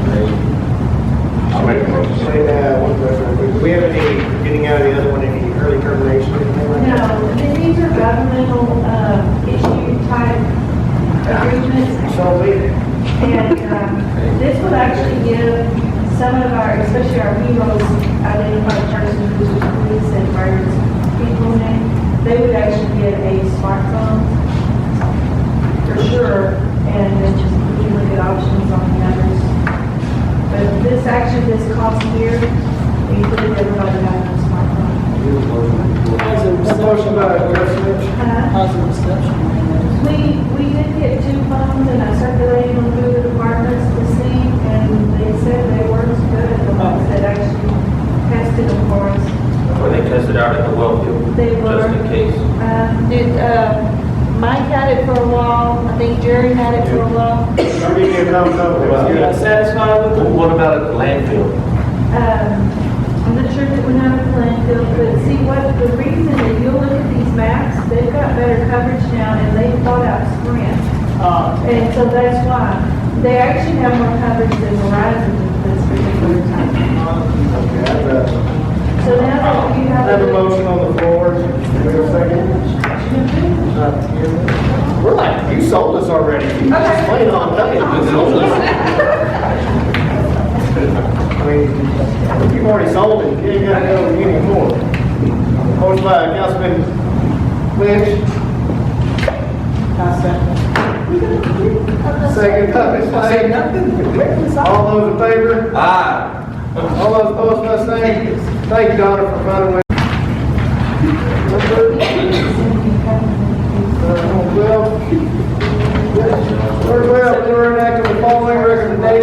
Mary McMullen, Director of the Heart of West Texas Museum. If you'd like to give us your recommendation here. First of all, I want to recommend that you appoint Ms. Julie Irwin to fill the vacancy that has recently occurred when we lost Ms. Amy Wood. She resigned as our member. So, I'll let you I need a appoint motion her. to accept the resignation of Amy Wood from Julie Irvin. Make a motion, we accept the resignation of Have a motion? I'll second. Have a second. All those in favor? Aye. All those opposed, no sign. You have your vote. Okay, and then the second one is that the Heart of West Texas Board requests that the museum be allowed to move the old Main Street sign from the rear of Inspiration Park to the front of said park for museum use and advertising information. And I met with Eric Boone out at, when they did the Jim Bond Memorial Highway, and I told him we were hoping to do this. And he said when I got ready to do it, just let him know that he would come and we would look to see how far forward we can move that sign. He will give us the text dot regulations on that. The museum will use the 2022, 2023 hot no funds, first request that we made out of that. You got the expert, I would say. Motion to approve that too. Motion by Councilman Contreras, second by Councilman Lane. All those in favor? Aye. All those opposed, no sign. You got your sign? Okey dokey. And then I just gave you a report on the museum. Covered from January through March. I would like to let you know that we're going to, the sprinkler man came in, we finished out our hot no funds this year to begin our sprinkler systems at the museum and at the Heritage House. So those are being worked on, and I think that we're going to have someone with the city to do the mowing of the museum. Is that what I understood? I think Eddie and them are going to do it. Okay. Well, they've got their little flags out, and of course the blue bonnets are up. So we always allow them to go to sea, but we don't need anybody to mow because they have all the little flags up. They flag the sprinkler system. I'll tell them. Okay. You don't want them to mow right now? No, we don't want them to mow right now. I know we've got weeds and all that, but main thing is we don't want to mess up their little flags with the sprinkler system because they have to flag all of that. I want to invite y'all, we're going to get the exhibit. It's called Vaquero, the Genesis of the Texas Cowboy for exhibit in May or June, and we're going to have that set up there in the museum, and I would like for you to come and view that. And, When is that? Sorry? When is that? In either May or June. That's okay. And as always, we just want to thank you. Like I said, last month we had 106 visitors. Yes, it was. Mayor Auburn was 100 visitor. This month, so far I've had 2 visitors. I just don't know why March was such a good year. Good Well, we month. have to get the 99. So, but anyway, and that's just a report on the museum. Any questions, any comments, anything we can do better? Get a room. Get a room. I would just ask that when these exhibits come in, if you don't mind, email something. I like to go to them, sometimes I get busy, I'm not seeing the social media or the paper and all those people advertising. Just a reminder, I love coming to them. Okay, well, we'll make sure that it gets in. Just tell Donna, she'll make sure. Yeah, she'll make sure that once we get the exhibit set up and all. I'll probably have to have somebody to help me set that exhibit up because they come in huge containers. I would like to volunteer with her here. He's been working out left the Saxon Peak. Thank y'all. Thank you. Thank you for everything done down there.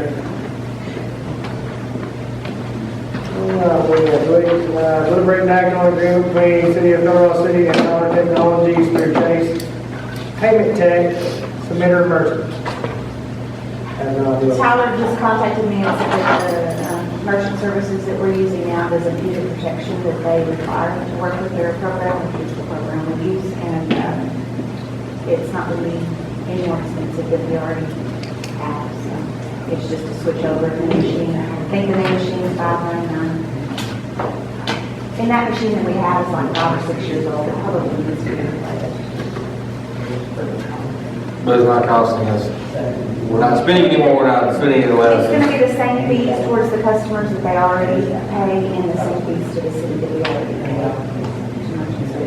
Credit card. This is just to change their venue, basically. They're gonna require zip codes and things like that, where the one we use now doesn't. So like if you came in with a stolen card, you could use it if you didn't know the zip code. Apparently, they're not going to do that. And they do also have where you can pay online with the checking account number, which is cheaper. It's like $175 instead of $2 something. So that'll be no extra charge. The question comes, turn off before a motion. Motion by Mayor Pro Tem Hurd.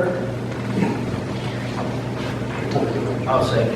Second by Councilman Contreras. All those in favor? Aye. All those opposed, vote the same. Got your new payment. Number 14, deliberation and act on approving recommendations from the Colorado City Economic Development Board. Who's coming up and tell us here?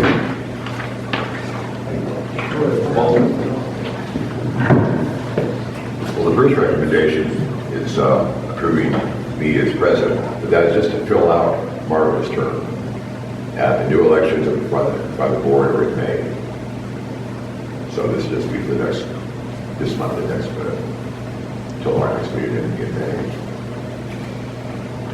The city attorney has graciously done a nice agreement between the city, the EDC, and the Godspeed Automotive for the SOG grant, and I think it's worked out well. You got all the I's and crossed all the T's. Is that correct? Yes, sir. I believe so. It's based on the program that was adopted, the SOG grant program. They have certain time frames to turn in documents. They don't get paid back if they don't comply with the plans if they submitted them. Yes, sir. There was a question brought to my attention about this facade grant. They wanted to know is there a time limit for them to complete the project? Because I never found that in the paperwork that they showed me. Yes, I believe it's 6 months. Yes. Okay. That was a refined agreement. A lot of things that were left in question before. So it is 6 months? And this is the EDC money. I will say this, with y'all's money, this is the first thing I've said since we put the EDC together, that the EDC is actually using funds to help the business. So that's very promising. I've seen signs, retail codes, no real direct help to businesses. So I'm glad to see y'all doing something that the EDC spending that money directly affect the business. We're going to try to get more of these things going. I think a lot of businesses and individuals may not know that this is available. We're going to try to get that word out there. I've actually been looking over that also. Is there a time limit that the city has to pay back the grant after the project is completed? Is there a timeline of the entity of who's receiving the assignment? Is it a 5-year timeline for them to get the cash back because of the city, or is it unended, or is it, does that make sense? Yes, it would be EDC $1 million, but it's just Once the project it's a grant, right? It's not a loan. It's not a loan. Well, I know that. I'm just wondering, is there, if the EDC, not to speak against you, if y'all didn't want to take care of it for 5 years to pay them back, even though, like, is there any rules on y'all side to say that y'all have to do this in a timely fashion? Yes, that's part of the agreement. Yes. And sir, I apologize, but apparently on the agenda is just the recommendation to approve this application, but the agreement itself is not actually in front of the council. Okay. We just got that. The agreement spells all that out. And because I'm actually confused. They're saying it says what on what? She says the agreement is not in front of us. The second bullet point is to approve a facade grant for. We're not looking at the facade grant. We can't, what I'm saying is not here. Okay. It's not in our agenda. So we're going to need that next meeting. we'll have that next meeting. That agreement, I understand, has to go back before the EDC annual, so we'll have to bring that. We'll have to run it through again. When we get that run through, like I said, I'm feeling positive about us, pardon, y'all, finally doing something, and I can see progress. So maybe next time when you do want to use it at the same time, we're just coming Last recommendation? It's, we have a vacancy right now on the EDC board, and the board feels it would be in everyone's best interest if a council member were a member of that board. I'm gonna speak up, that's one time, I was going against, one against this in the past, back when we had 4 members of council. I just don't like to be a member of council on that board. It couldn't be it, I mean. So Mr. Contreras is gonna be there, So I disagree. It would be different if we had a quorum of council members on the EDC board. But one member of the council on the EDC board, I don't foresee as a conflict of interest of any way, shape, or fashion. As a matter of fact, I think it is symbiotic and that we're working together. You know, he's got equals, whoever he or she that decides to be on this board, as long as there's more, he is just one, then it would be, it puts skin in the game in both areas. If anybody disagrees with me, please speak up. Besides Mr. Holland, besides the mayor. We've already expressed. I've already expressed one. Yes. Anybody else here for city council? I would rather see somebody from the company on that. Okay. Not to just disagree. It's not that I don't wanna hang out with y'all and discuss things with you. I feel y'all's more than welcome. If I wanted to come, I would let you up here and just talk my head out right with y'all. Well, one of the reasons the board thought it was important is because in the past, as you all well know, there's been somewhat of negative situation between the EDC board and the city council. We just want that, where the council is, where the council wants to move, the direction that they want the city to go in, that would help keep the board in line with the city wants. And for those members of the EDC board that have gone to the council meetings, they would really have no feel for what the city wants. But again, it's just a recommendation. You're the council. And I will let y'all know this, EDC board is the only board for the councilman can serve on. We can have up to 4 members of council serve on that board. Am I correct? It's either 3 or 4. The school, just so we have. See, I don't see that. That's what I'm saying. If we ran into that problem. That's what I'm saying. We had 4 on there that it'll make a quorum, and then you're having a council, I mean, that's how they're doing. If one person, though, is representing this body of government within the EDC, I do not see it as a conflict of interest. I don't. Because it's exactly that. It's putting skin in the game in both places. So this is what we're going to do. I look at it as you're like you're stacking the cards. It doesn't look as Okay. I'd like to suggest we, we'll go on these items separately, we'll go on the other one, so the first 2, So let's start with the first. What's the first recommendation from the EDC? appoint Rick to serve the remainder of the president's seat and a facade grant. We'll start with one at a time. Shall we, Mr. Mayor? I'll make a motion that we allow Mr. Walton to serve as president for the rest of my term. Second. Motion and a second. All those in favor? All those opposed? Motion passes. Second motion, I vote we postpone on the facade grant until we see it. And this one, before we make a motion, so we're clear, this is just the application, correct? Do we have to approve the application? The application, turn it, send it to them. I would probably agree with Ruben to postpone it. And what we want to do next time this goes through is when the EDC considers the grant application itself, we have the agreement there so that it just comes through. Motion by Mr. Hurd to Postpone until we actually see the facade grant in front of us. motion. Second by Councilman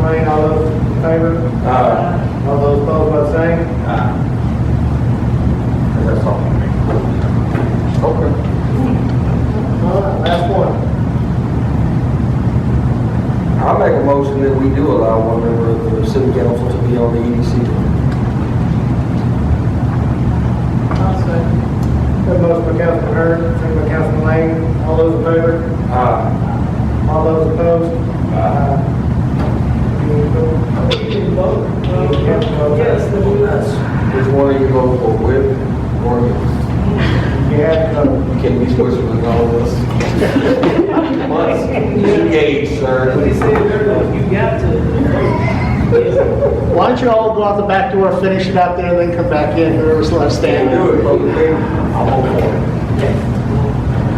It passes 3-2. 3-2. All right, all the recommendations I guess you get, I guess what this down to the three, they just filled out the application to serve on that board, so you have to go back to the board and vote on those. One. I know they have to vote which one. Appoint. So whether you appoint tonight or not is not our business, but it does come from you. I would like to see it, I would say that if, don't tell me if I'm wrong, I'd like to see it just like any other board, to give the board a chance to vote on it and bring it to us. All right, moving right along. Deliberate act on approving recommendations from Charles City Municipal Airport Board. Recommendation for council to consider accept bid that is received by the city for a security gate. Recommendation, what was that? We put that out a while back, and that was the only one that we got an answer on. The materials that are outlined there, he was pretty thorough in what all he was putting into it. He's going to build the gate himself.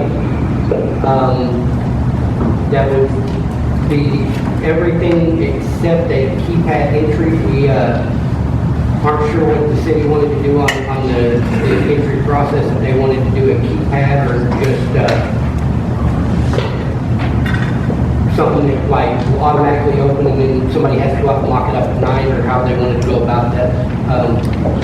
That was a decision that, because it is a city building or city property, they wanted to know what the city's guidance was on that before determining the cost of a keypad entry and all that stuff. The gate kit does have an electronic opening? Yes, How would that be controlled? How would that be controlled? Just by, like, So- a garage door opener? Yeah, well, you can either do a clicker system where they can pull up, and if they have a reason, they can go inside the building and hit the little clicker, and it makes it open. Or we can do a keypad entry system. I have to have one, when running out this brand, automatic gate opener, because the, has a little push button, not, also the, keypad entry is just a wireless box keypad, not out here. Which is, somebody goes for. This was on the agenda because it's on their recommendation.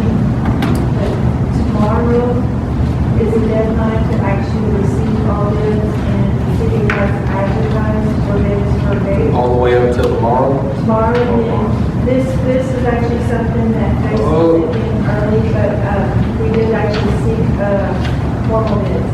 Yeah, but tomorrow's Good Friday, the city's not even available. But I It has to work on Good Friday. I think we have to honor whatever we have done. I agree with you. We'll wait on that, I'll be having a meeting next week. So, we bring in a motion on this. Sorry. Then do we need to act on it? I don't think a postpone. Yeah, but do we need a? Since it's an agenda item, we need to make a motion to postpone to the next. Probably if we're gonna have it on the next convention, postpone if we're not gonna take action, then we're gonna take action. But that's basically like it's Make a done. motion, we postpone this vote until the next regular city council meeting. Motion by Councilman, motion by Hurd. I'll say. Second by Councilman Lane, all those in favor? Aye. All those opposed, vote same.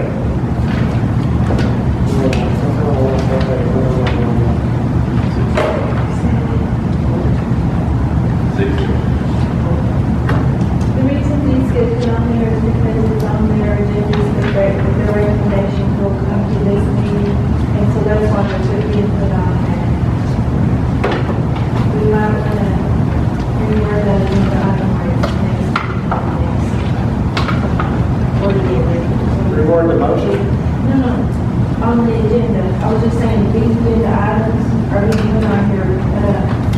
these days because it is on their agendas, that y'all will be looking at their recommendations at this meeting. So maybe we really, I don't know. Yeah, on their agendas, I think we can say recommendations to council at next meeting or something. Something like that where we can have good motivation on these to be active.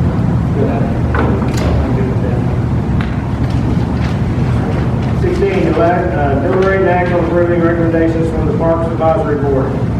Park Board? Anybody? Anybody? Yeah, she's hiding for that. I'm back here, back here. All at once?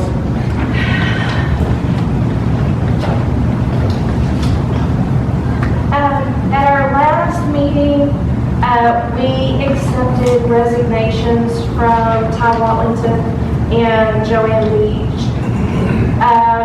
We are making a recommendation to appoint Sean Brown and Lena Paris as new board members. Sean is actually here tonight. You did well, Sean, I think I lost you. Yes, sir. Would you introduce yourself, just come up here? Everybody wants to meet you, see your face.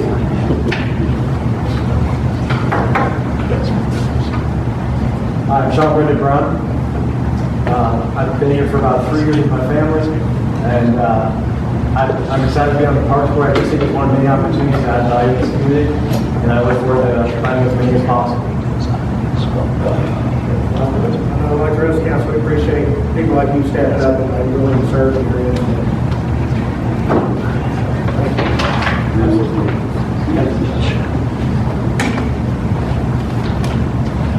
Council like to, one of these as we go, or like. We also would like to ask for consideration to either purchase 2 picnic tables or 2 benches to be placed under the small covers near the playground equipment at Ruby Park. There's 2 awning covers that there's no equipment under as far as tables or anything, for parents to either picnic with their children while they're at the playground or to sit there and watch.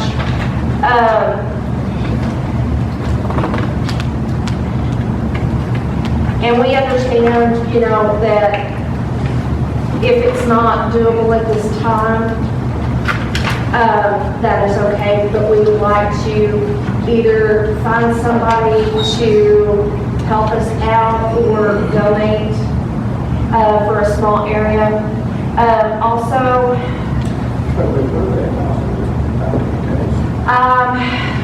I believe that Tom Carlock and Sean have agreed to kind of go out and look at the park along with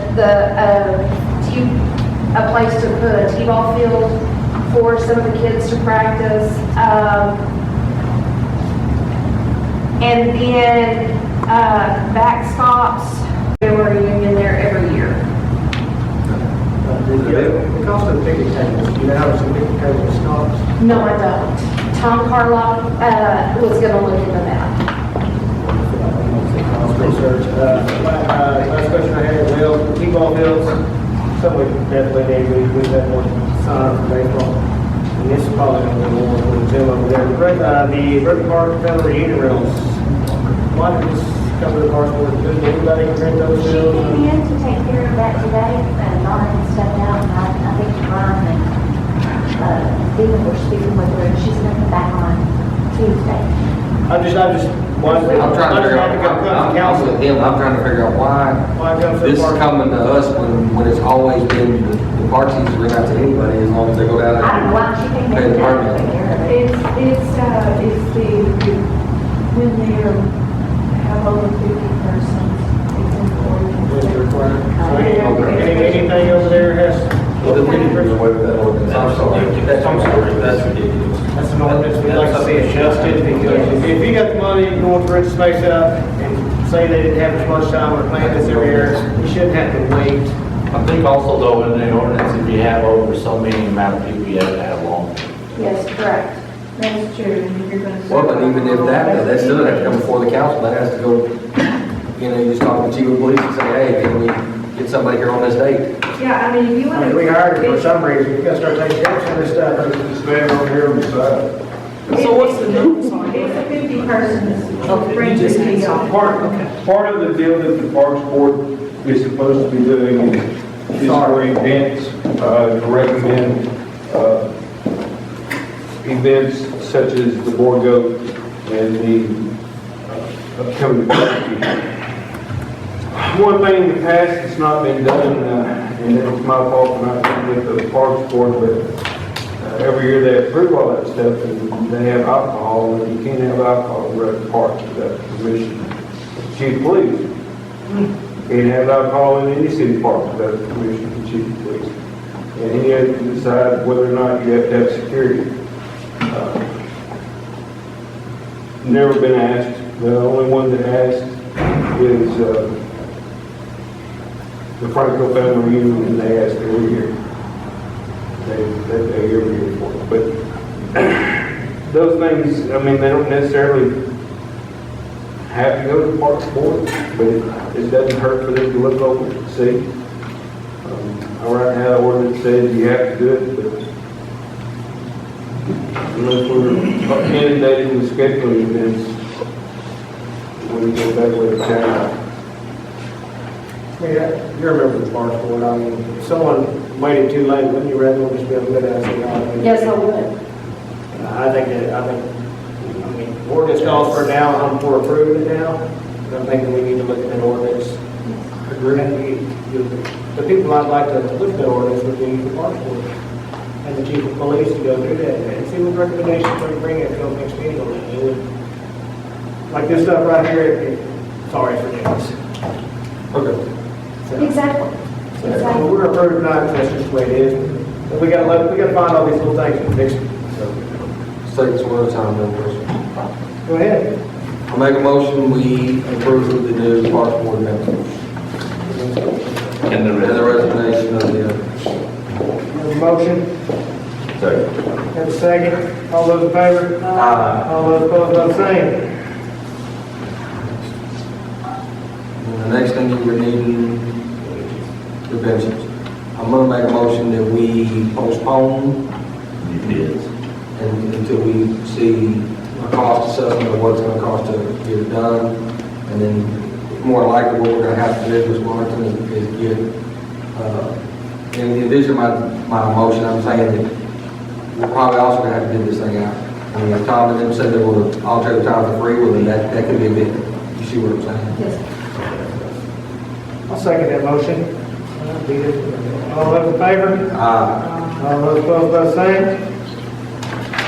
And then the last was the reunion, the two reunions. The T-ball and softball practice areas. Before we make a motion on this, I would just like to say a T-ball practice field would be a little something if one of our city groups probably just go out there and do a circle, am I correct, Dominic? Well, we thought the old picnic areas and the old RV park up on the north end by Houston, that's really not utilized all that often. And we thought maybe some of the spots that there's no longer tables at would be some really good spaces up there for some practice Talking fields. about the RV spots. I would be totally against that because I would like to see us in the future do that, but there are meter boxes and electric cords. No, up on the hill. Just When you behind. come into the park, So right east of it. when you come into the park, by the pool and the playground area, it's gonna be on the north, where the turf is. Northwest side of the creek, Yes, closest to the school. Oh, about the old daycare? yes, back up in that area. Okay, on the backside, so we plan to buy an acre. We were thinking bids, or if some of us could gather up enough materials just to go ahead and make those. Again, if you go on bids, again, donating it for free can still be a bid. And it's up to us to determine what the bid would We be. haven't done all that much to see, You stipulated. So like if somebody just wants to build a park bench to put under this awning by the playground equipment, we would have to accept that donation? Yes. They just can't go put it out there? No, because that's our property. They can't make it for business or our property without our approval.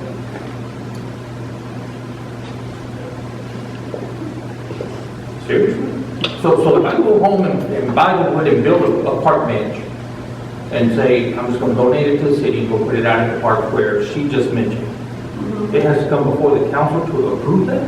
Yes. And the only reason I see why, like you said, I trust Mr. Contreras, but what if someone built something that was faulty or dangerous and stuck it out there, I think that's the same card. Like craftsmanship, like liability issues. We're taking on that liability of the bridge. On the parks, I would, like you say, if there's money involved in the backstops, if we find a donation, Okay, then we're back to us, we'll approve that, please. okay. I'll make a motion, we do approve the two family reunions, though, the one for Grass Park and the one for Brother Park. A motion and a second, all those in favor?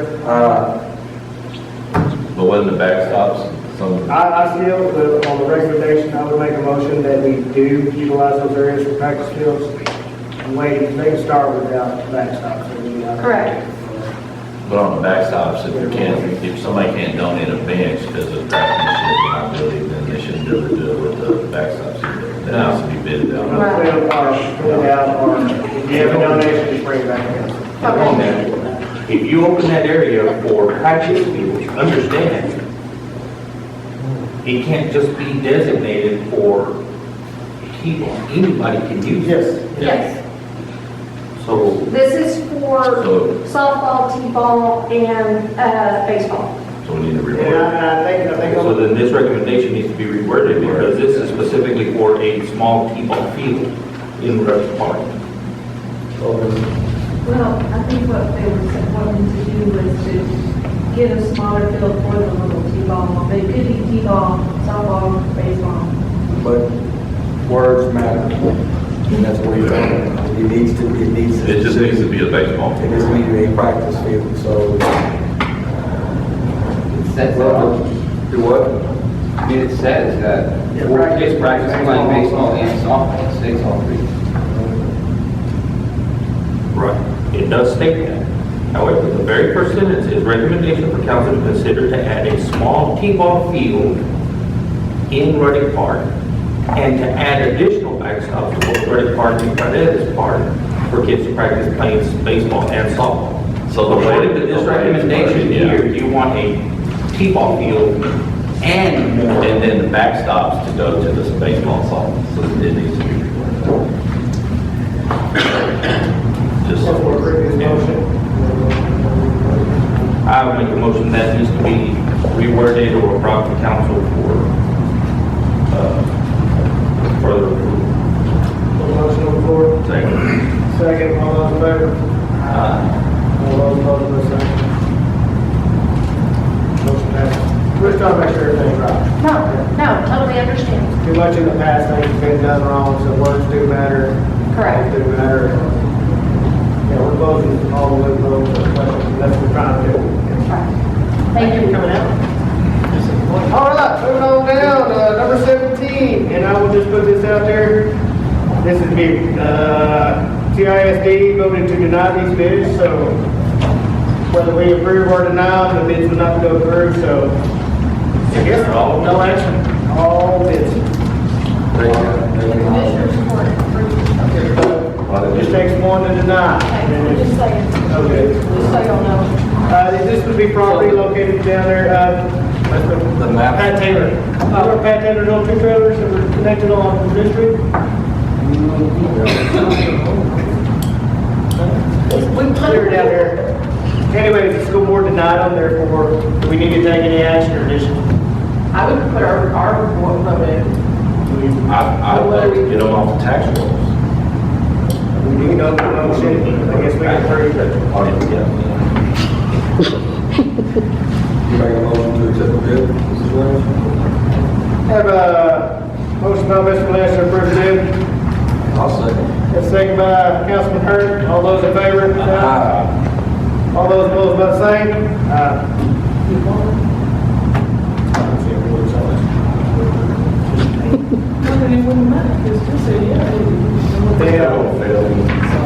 Moving right along, deliberate and act on approving a request to replace boards on windows on the Mark Ford Bank Hotel to allow a paint by number event on the boards.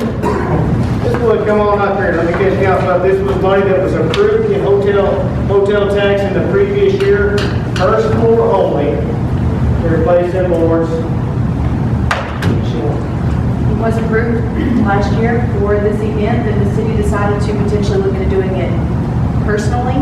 So we just decided to not do anything, and then decided not to do that. And so we still have a little bit of time. If the money has been approved for replacing the boards, and we'll put something beautiful on them if y'all are up for it. But that's what we're just going through the whole process of utilizing last year's hotel motel request that was approved. Here's my thought on that. If we have an organization who asks for hotel motel tax money and it was approved for a certain project, the city should not come in and say later on, well, we might want to do it ourselves. Period. It was already approved. It shouldn't have ever been taken off the books for it not to be done. I don't know why that happened, but if we have an organization that wants to be involved in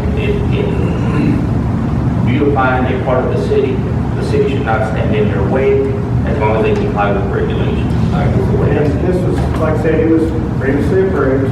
The only reason it was brought to council, I guess, is they went ahead and did it really for twofold. We just had that big old long discussion about that whole windows. If they had started doing good work, some of those that hadn't been on the council might be thinking, catch up information. Two, I just want to still sign and release the city from liability. And I'm happy to utilize one that maybe the city already has in place that we can customize for it. We actually have one, a generic one. We have a couple of other attorneys involved in it as well, including part of the bid, even for the hotel motel tax, was for labor to put the boards up. We're no longer using that either. We're just going to be out there and do it ourselves. So our timing to use the money is running short. We're going to do that if approved. And if not approved, then we'll find something else to do the event with. The event is scheduled for April the 23rd. Anybody help? If anyone wants to come out, y'all see us out there? I would again volunteer, never pro term here, he's been working out. He said, what? But if you need me.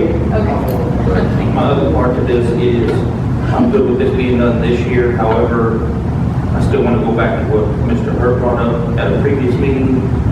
We've got to decide what we're going to do permanently with the Baker Hotel. So I'm good since it was approved like this past year, but we need to work on something with this Baker Hotel. Like I said, she's doing beautification. I looked at this one last spring. I walked around the doors garage. We need to keep people out. So this is going to serve two purposes. Beautifying our downtown. I'm getting some labor out there and some advertising to secure that building from trespassers. Once again, it does no good to beautify one area of a block, and there's another part of that same block that's a total mess. So we still need to get hold everybody accountable, and compliance has got to be followed, period. Let's give her a motion if we can support this, or do not support this. I'm going to take that motion so she can get to work. Either way, we'll pay something pretty on something. So, but the Baker Hotel's a great place to start. But we have the events. I make a motion we approve this event. The motion by Councilman Contreras. Second. Second by Councilman Lynch. All those in favor? All those opposed by the same? Thank you. Thank you. Like I said, if y'all do need help. Okay, we'll be out there. We'll be out there. We're going to get the boards, I guess, tomorrow then. That's what we're going to wait on. And we'll start putting the boards at Baker this weekend. But y'all come out and paint, if nothing else. It'll be fun. 19, deliberate and act on approving expenditures for an employment candidate to attend the police academy. We've already kind of approved this, so we'll go through that. We did it 2 places. All right. 20, deliberate and act on approving expenditure for approving a roof for the fire department, Luddick Park, and bathroom. Police station. Yeah, the police. So we've already talked about this in great detail. Yes. And we need to, I'll make a motion to accept the bid. A motion to approve and accept the bid. Have a second. Have a second. All those in favor? Aye. All those opposed by saying. So, moving right along. Point 1, deliberate and act on proposed items for discussion and possible action on the May 12, 2022 agenda. Anybody want to see on there?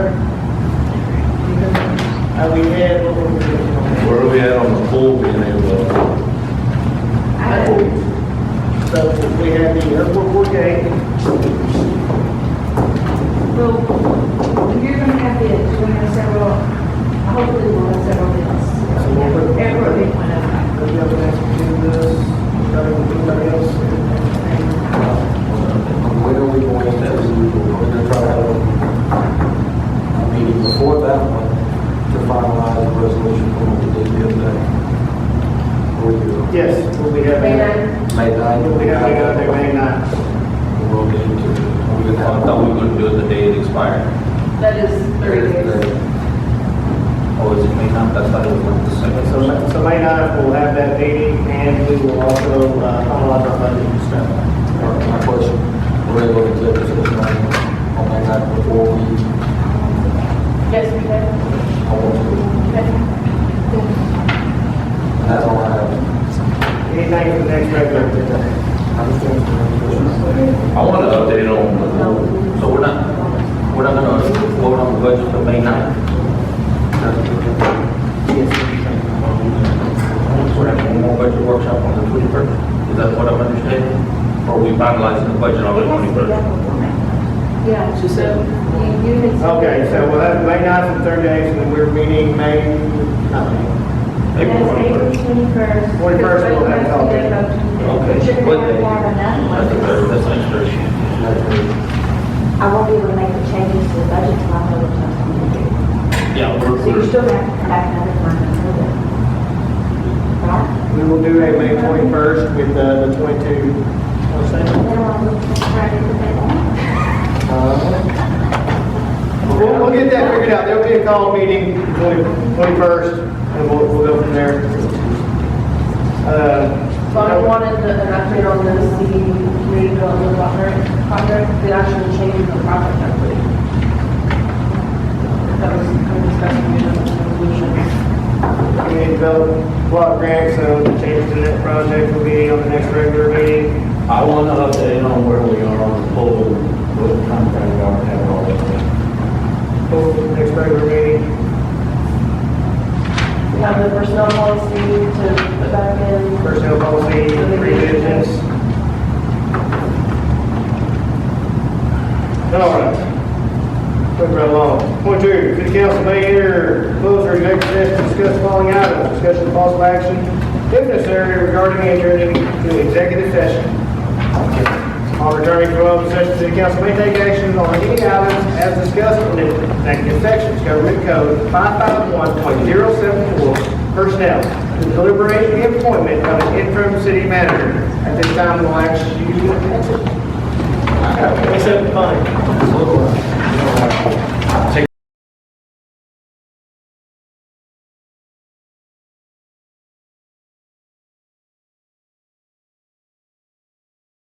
Director, so we just enter back into the open session. At this time, open the floor to any motion from executive session. I make a motion that this time we appoint Don Madrid as our interim city manager until we go through the hiring process of hiring a new city manager. We will negotiate a increase in pay while she does this. While she has these increased responsibilities. I second that motion. A motion on the floor and a second. Any further discussion? All those in favor? Aye. All those opposed, like the same. Thank you, Donna.